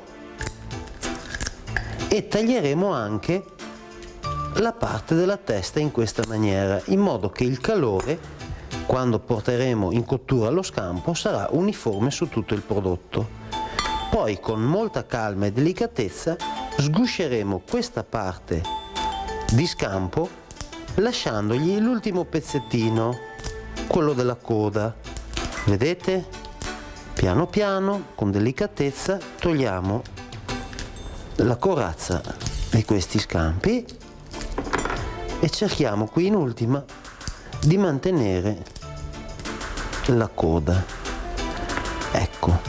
Facciamo questo lavoro su tutti gli scampi, dopodiché li metteremo in marinatura con un po' di limone, del sale e del pepe e li lasceremo per un'ora, un'ora e mezza a marinare in questo sugo. Riprenderemo la ricetta nel momento in cui gli scampi si saranno leggermente cotti con la marinatura. Abbiamo marinato i nostri scampi per un'oretta circa e ora iniziamo a preparare il piatto. Prendiamo delle fettine di pancetta affumicata, le stendiamo su un tagliere, poi prenderemo le fettine di salvia e su ogni fetta di pancetta metteremo una o due o tre fettine di salvia a seconda della grandezza della salvia. Le schiacceremo giù in maniera che aderiscano bene alla fettina di pancetta, poi prenderemo gli scampi e inizieremo ad arrotolarli su se stessi in questa maniera. Ne prepariamo 4 per ogni commensale e poi li fermeremo con uno stuzzicadente e li metteremo a cuocere in forno che avremo già preriscaldato in precedenza a circa 180 gradi per una decina di minuti. Ecco qui. Fermiamo lo scampo con lo stuzzicadente e poi, se volete prepararlo in maniera simpatica, prendete le chele, le rivoltate all'indietro e le infilate nella polpa in modo che aiuti a tenere ferma la fetta di pancetta. Disponiamo il tutto su un vassoio e, come detto prima, andiamo ad infornarlo. I nostri scampi ora sono pronti e prepariamo il piatto. Per decorare e come base useremo un po' di rucoletta della nonna Lella, 2 foglioline di insalata, prenderemo con delicatezza gli scampi, li appoggiamo sul nostro piatto, vedete che sono rimasti in forma, si presentano in maniera simpatica. Chiudiamo il tutto con 2 rondelle di pomodoro che danno una piccola nota di colore al piatto ed un filo di olio, darà il suo profumo al piatto e buon appetito a voi.